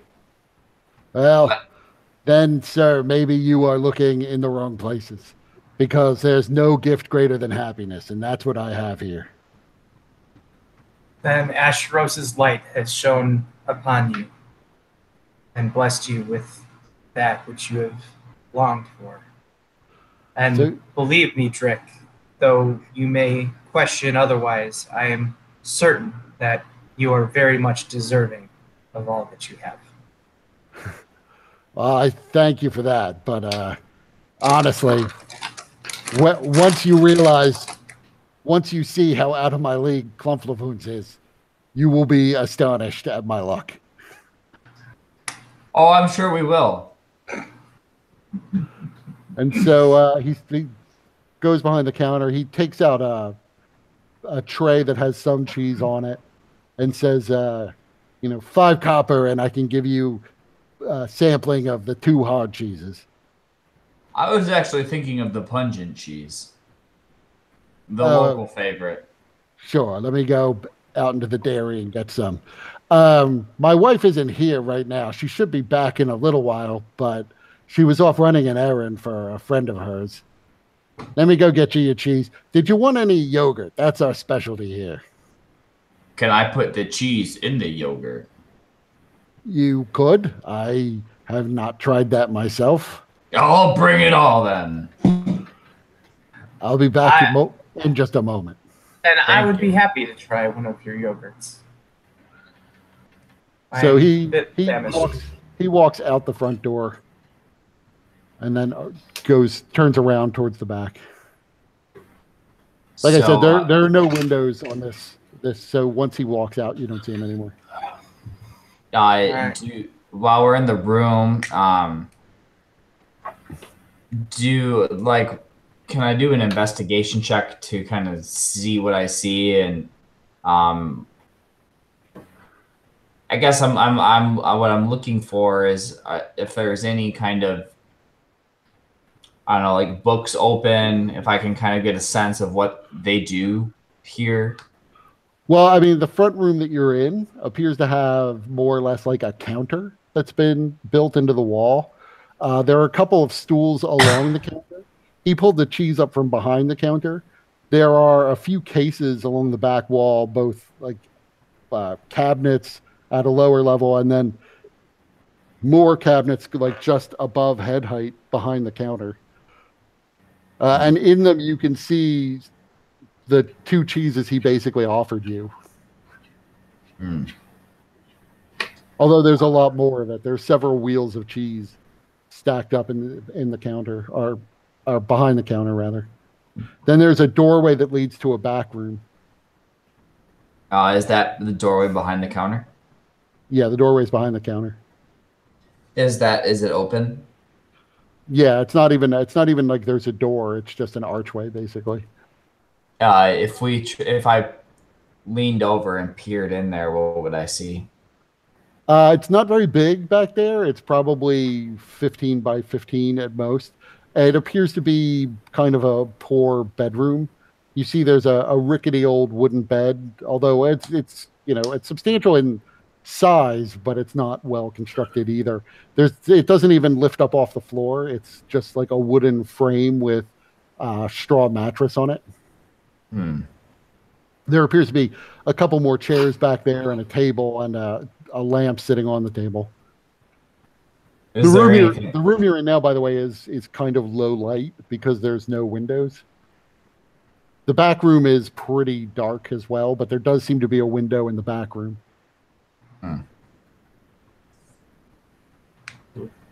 There's just a lantern sitting on the table? Right. You don't see any books whatsoever.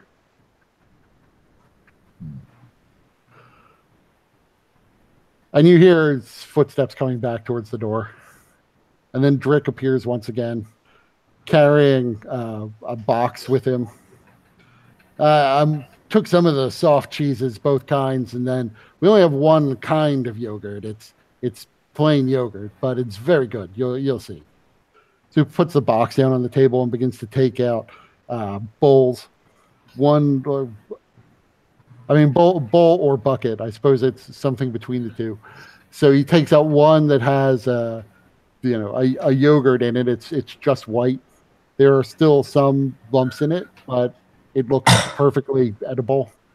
You can smell coming out of the box, though, a very intense smell that smells a bit like feet or gym socks that have been left around for a while. And he takes out another bowl in which there is what appears to be a soft cheese, and the smell seems to be coming from it. Then he takes out a second bowl that has a yellowish soft cheese in it that you don't really smell much from. Smells good. Like I said, I'm not a fan of the smell either, but the taste is unrelated to the smell. It's very good. So T-Hole will pick one up and kind of give it a good whiff. And obviously it smells is really bad. Yes. But he likes to smell his cheese before he eats it. And he takes a bite. You take a bite and you find he was correct. It doesn't taste like what it smells like. It's a little bit salty. It's a little bit acidic, almost vinegary, but it's pleasant tasting overall. And there's a creaminess to it that finishes it up nicely. Well, you guys gotta try some of this. I am fine right now. I think I would be just sated with some yogurt. Shoot yourself. So, how did you, how long were you in the mercenary business before you decided to take up a life of boredom? It's never boring around here. I mean, it's sad now because the village used to be much more lively now that so many people have gone missing. I'm afraid we're probably going to have to pack it in and find somewhere else to live, it's unfortunate because, it's hard to find a place that was as peaceful and nice as Alcator was when we first got here.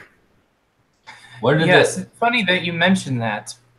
What is your understanding of the situation?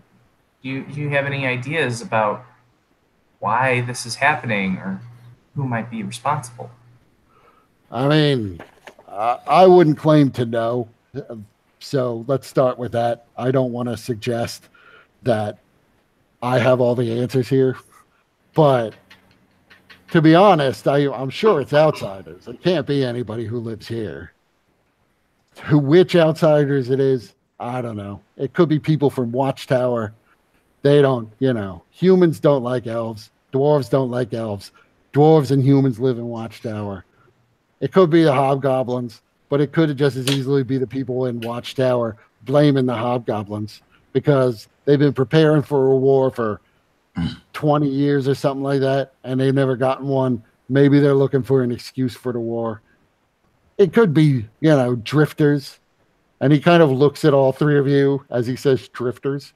It could be evil wizards. It certainly could be evil wizards. I mean, you can't trust magic. No, magic is the root of all evil. I mean, there's probably some evils that are not caused by magic, but certainly magic has caused more tears than your average stray farmer living in a little elf village. Strick, I have to ask. I understand that you and your wife have been out of the adventuring business for a while now, but this is your home. Had you not thought to maybe seek answers to what is going on or to in some way try to protect your investments in making this where you wish to reside? We certainly tried. Clump-Lamoons and I we're still members of the town patrols. In fact, we're probably the only two members left of the town patrols, except maybe Hector, and I don't know if he's going to continue doing it or not, who know what the hell we're doing. Most of the time, it's people can shoot a bow because, elves, but that does not... Because elves. I like that. But that is not a warrior make. So if we actually encountered anything dangerous out there, it would have come down to us two to save everybody. So if you and your wife and Hector are members of the watch, so to speak, then do you know Elise? Sure. Brewer's wife. Nice enough. they're everyone in this town, I would say, is good people. So I got no problem with Elise or her husband or anybody here in this town. But I'm curious if you and your wife and Hector are members of the people that guard this town, then were you not involved in the night where so many were killed and she was the only one to return? No, we weren't out on that particular patrol. I mean, you've got to rotate it. There's not that many people who live in the town. But my wife and I tend to go out on patrol together. Hector and his wife used to go out on patrol together, but neither of us, we weren't in that group. Whatever, God's rest their souls wherever they are. Probably at the bottom of a pit or a marsh somewhere. But Yeah, yes, maybe they were patrolling north outside the valley, so they could be in the swamps. At least when she got back, she was covered in like swamp gunk. So I'm sure they were in the swamps at some point. Whether or not that's where they, whatever it was that happened, their release was not much help. I can't really say, but she definitely had been in the swamps. But certainly after the loss of so many of the patrol, with only one survivor, there must have been some effort to go and find what might have happened. And certainly you would have been involved, would you not? Oh, sure. And we went through the hills, through the salt part of the swamp, through the freshwater part of the swamp, up through Bogtown. We looked all over the place for them, but we really couldn't find anything. So, you search for a month, you realize you've kind of searched everywhere.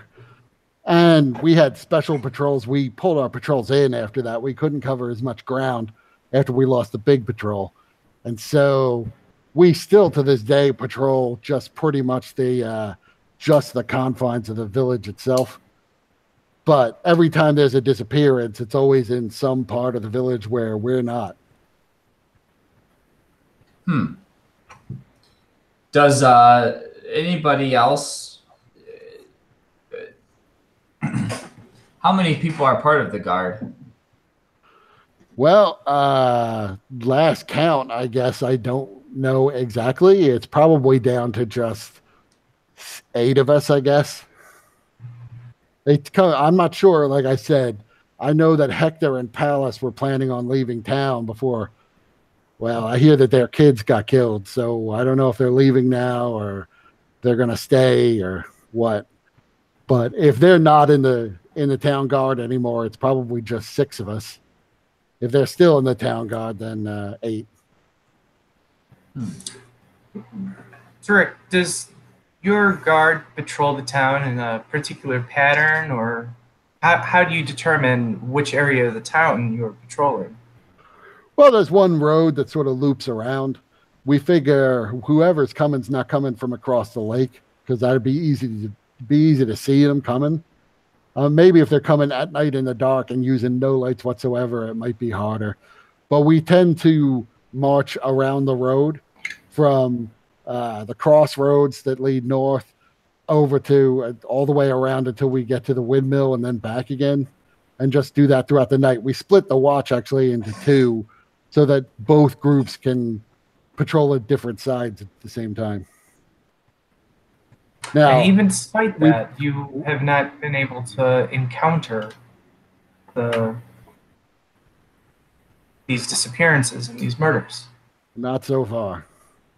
I mean, they're not loud, whatever they are, or they know exactly where we are and they always attack somewhere away from us. When they attack, do you hear an attack, or do you just know that it's happened in the morning?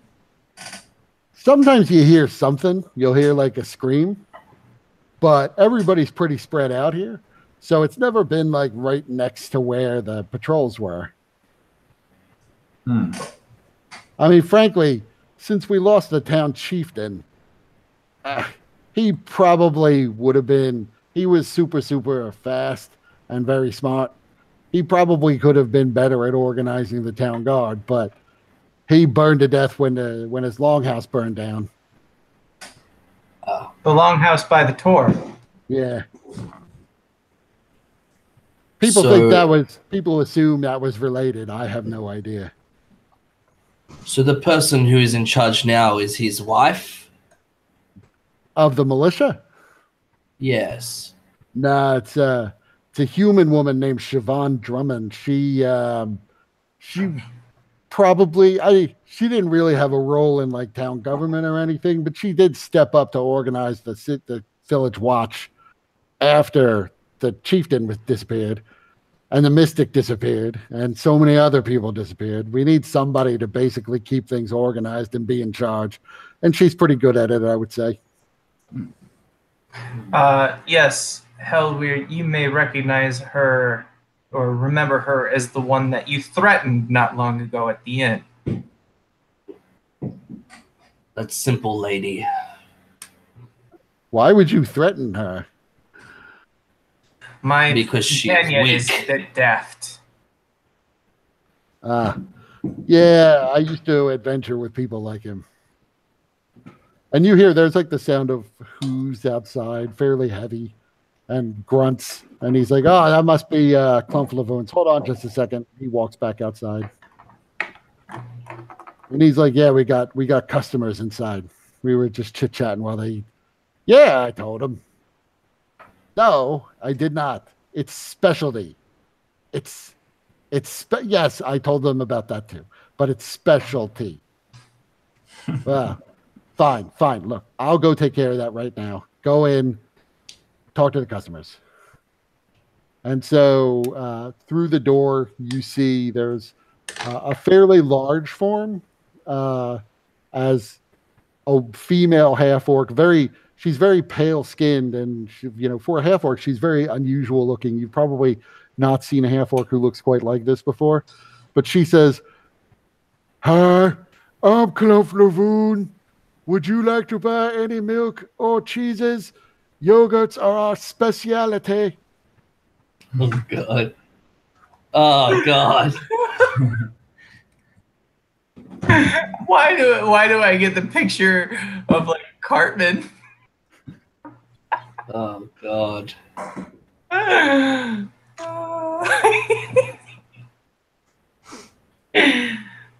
Now I thought your husband would definitely have the hardest head in this town, but it must be you. We shall fight. I have no wish to fight you, but be warned, I am a strong combatant. Forgive my friend and his impertinence, Clump Lagoons. But we are here to ask about Samus Holbein. Before that, she runs over to the Goliath and is going to headbutt him. And he prepares. Oh, gosh. She does not do so well, though. All right, and now my turn. I headbutt her back. What do I need to do? Just strength? Yeah, just do a strength check. How do I just do like a saving throw? Just click strength. I think if you just click strength, it'll do. Just -3 with the proficiency, and it's a Yeah. Well, that's the saving throw is the proficient thing. So right. So yeah, minus proficiency, and it's the strength check. Yeah. So you managed to hit. She didn't manage to hit you very hard. You're much taller than she is, but you managed to hit her pretty good. It didn't, however, seem to phase her that much. I'm shaking my head in disbelief. You do have a hard head. So do you. I'm sorry. You wanted to buy some cheeses? I already bought some cheese. It was delicious. Have you had this yogurt? Me? Of course I've had the yogurt. This is I own this place. What made you want to give up a life of ravaging and warfare for the life of a dairy farm. Dairy farmer is a great life. Why would I not want to be a dairy farmer?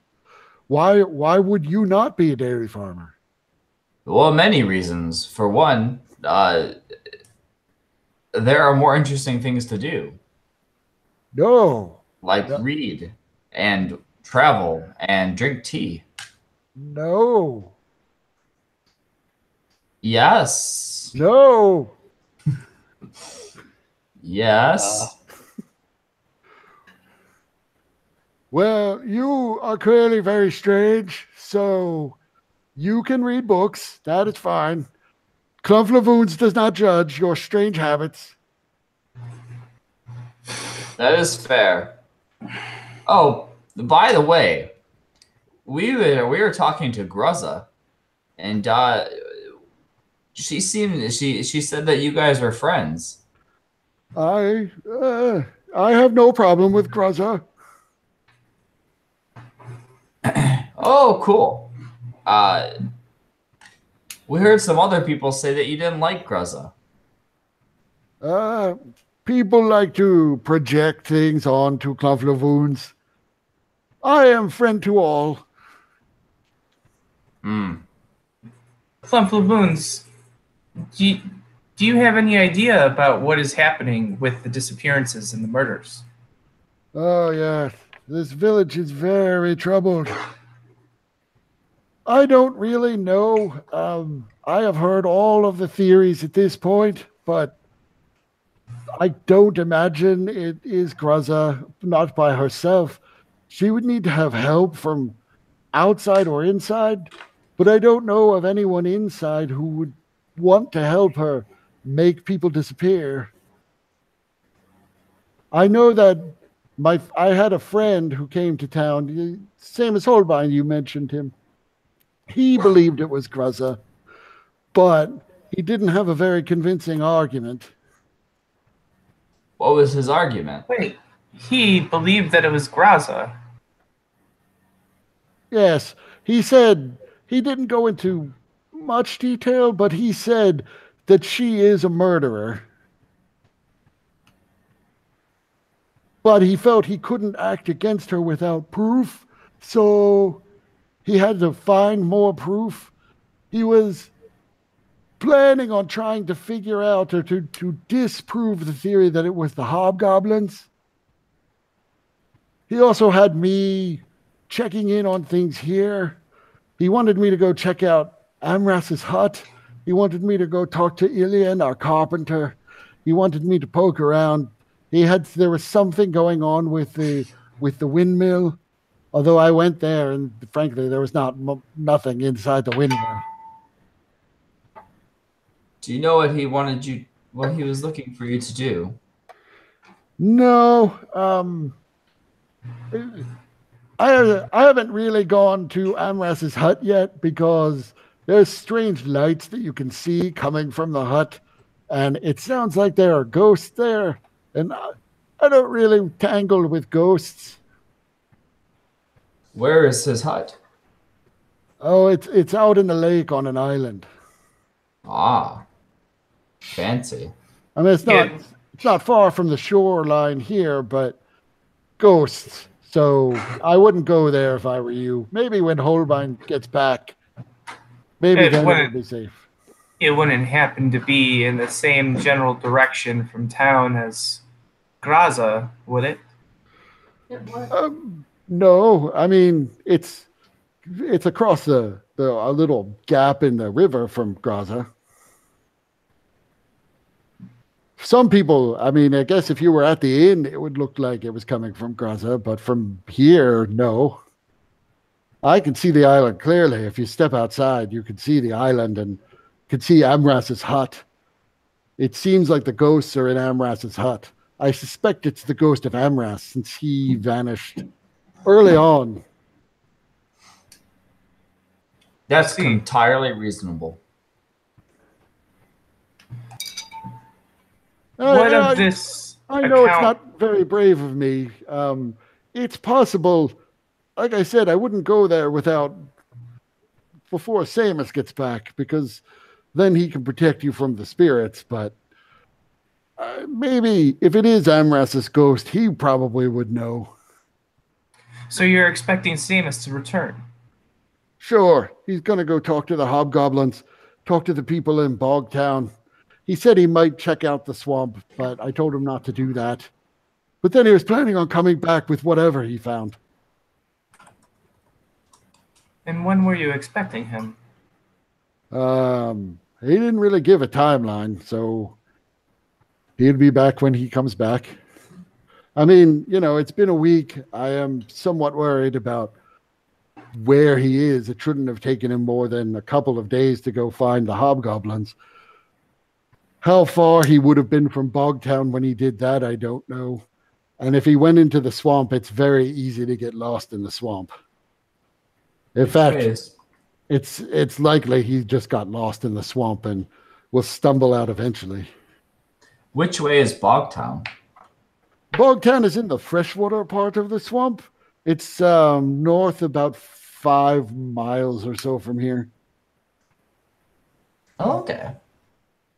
It's mostly they hunt the small.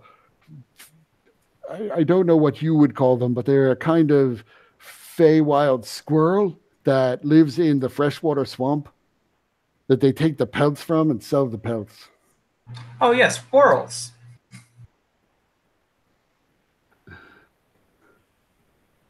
So I don't know why he wanted to go talk to the people in Bogtown. He thinks it had something to do with the disappearance of the patrol. Did the patrol disappear near Bogtown? Nobody knows where the patrol was, at least not that I am aware of. Elise Brewer survived the attack on the patrols, and she came back into town, but something had affected her memory. People think she was hit in the head, so that she said she didn't remember what happened to the patrol or where they were. They never came back, though, so... That must be unsettling to have your entire party killed and you not even remember. I imagine so. I would say she's very different now. She's a very angry person now. Clump Baboons, have you heard any of these accounts claiming that there are some kind of wild animal or werewolves that may be responsible for some of the attacks? Oh, I talked to Pallas and Hector, and they mentioned that there was a werewolf. I've run into werewolves, and not anywhere near here. I don't know. It seems like if it was werewolves, it would be happening once a month, not every week. And werewolves do they tend to hang around and attack the same village over and over and never go anywhere else? I mean, maybe that's what they're doing. Maybe they're attacking Bogtown too, and that's why Holbein went there. But it's usually sometime during the week you can expect there to be an attack. When was the last attack? Apparently it was last night, because that's when Hector, the night before last, that's when Hector and Pallas's children were, well, 2 of them were killed. 1 is missing. Probably, unfortunately, killed. So based on the rate that these attacks are occurring, you wouldn't expect another attack for about a week? It varies. I don't recall there ever being 2 attacks back to back, but certainly it's happened that they've happened after a day or 2 sometimes. Sometimes 2 weeks will pass. They seem like they happen more frequently now, but that may just be a trick of the memory.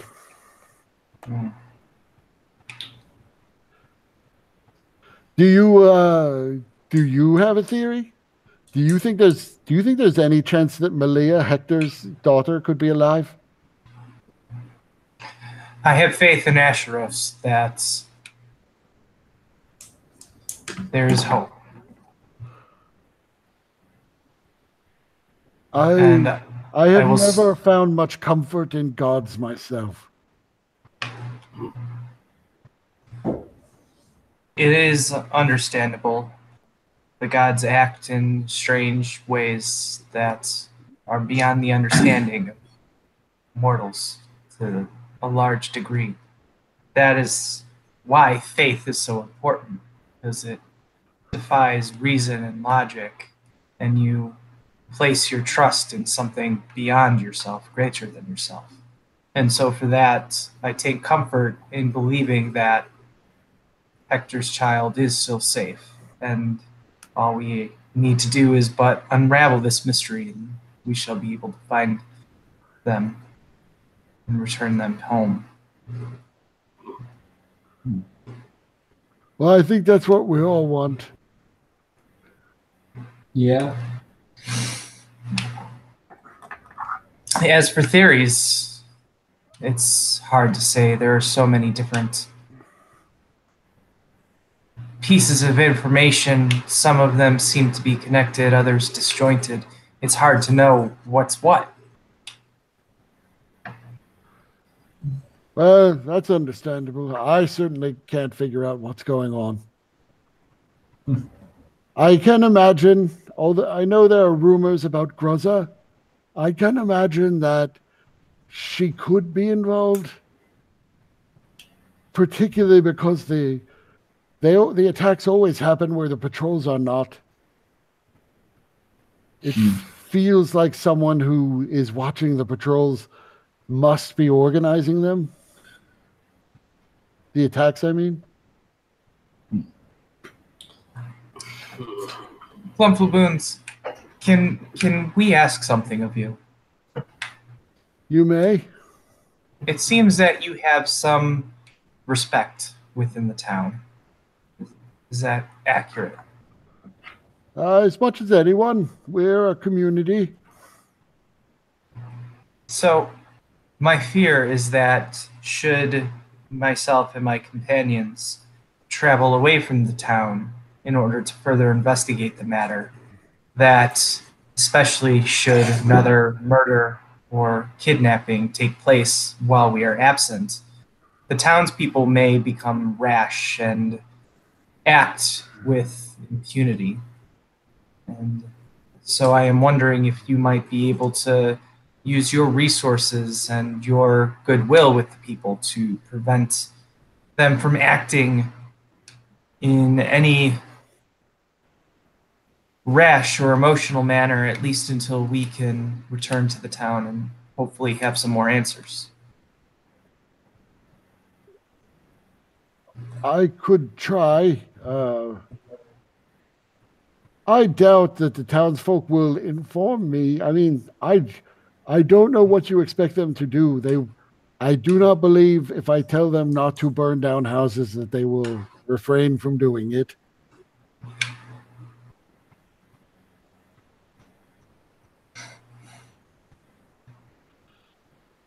All right, well, As long as we remain, I mean, the town's population is nearly gone. More than half of the people have disappeared. I don't know how much longer before we have to find a place and begin the process of driving our cows there. Especially if I don't know how bad the winter's going to be. I may have to wait until spring if the cold sets in quickly, but we may decide to leave quickly, like within the next week or so, unless Stamus comes back and the disappearances can be halted. I see. So it seems that we are acting against the clock, so to speak, and that the village of Alkitor may no longer be a village should much more time pass. Yeah. I fear that would be the case. I mean, most of the elves don't want to leave, but I suspect many probably will in the next month. Most of the people here it will be hard going. They will be very poor, but they can be very poor in the city of Watchtower. They could find work there. That's true.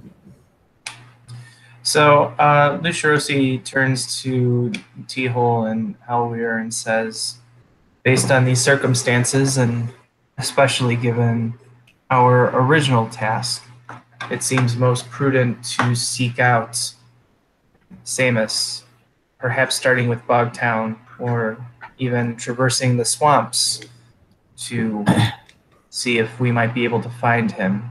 Perhaps he has some answers already, and if not, perhaps we will find some along the way. Oh, you'll get lost in the swamps. Don't go into the swamps. We have a couple guides that are ready and willing, if you know what I mean.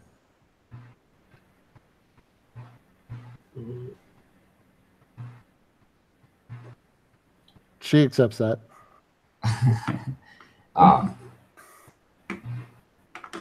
So no need to worry about us. I mean, it might make sense for you to wait, stay in the inn until Samus comes back.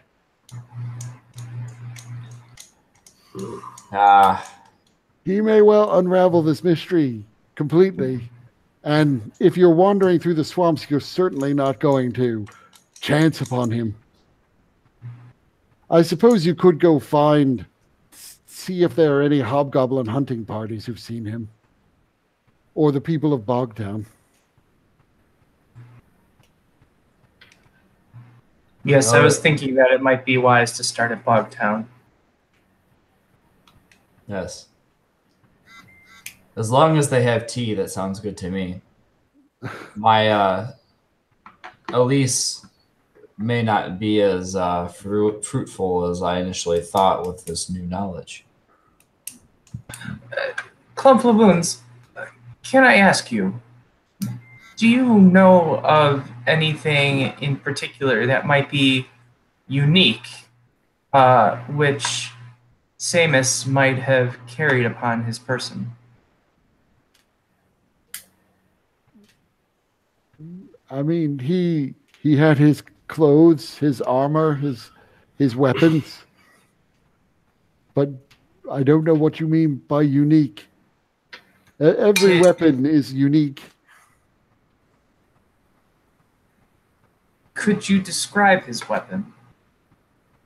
He uses a great axe of dwarven design.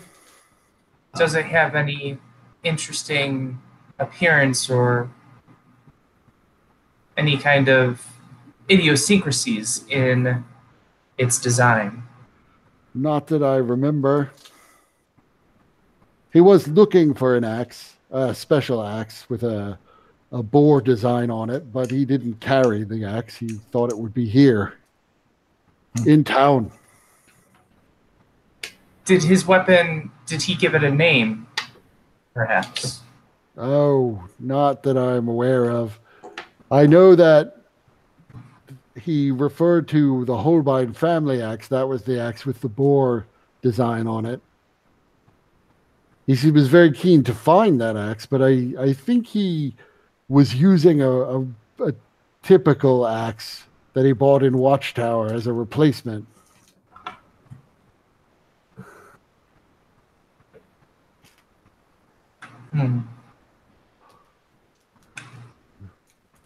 You can't think of any particular totem or heirloom that he might have carried upon his person? A good luck charm, perhaps?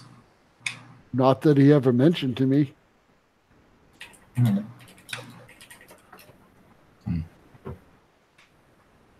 I mean, you'll know him when you see him. He's particularly handsome for a dwarf. I'm not sure about that. He doesn't have a beard. And from outside you hear, "Handsome! I knew it!" And Drick comes storming in. "You have the hots for him, don't you?" "No, I don't. I don't." "Yeah, you do. I knew you were too close. You're running errands for him. You're in a robot. God! He is shouting. I don't know if anybody speaks Orcish. I don't think I do. Just draconic. It sounds as if he's shouting some rude word at her in Orcish. Until she goes over and like picks him up physically and just begins to cradle him between her breasts. Oh God. And he starts to calm down. His head just completely buried in her cleavage. So that you can like see basically just the top of the hair on his head. As is the dream of every half-orc.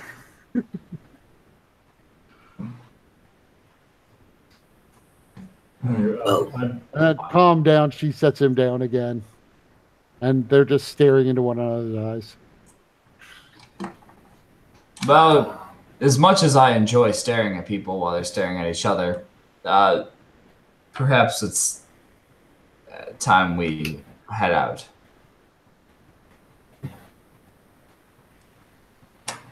Yes, I agree. Okay. This is a fair place to wrap it up. Yeah. Okay. So Thursday, is everybody available Thursday? Yep, I'm in. Yep. Yep. Be there, be square. Yeah. Tonight is my last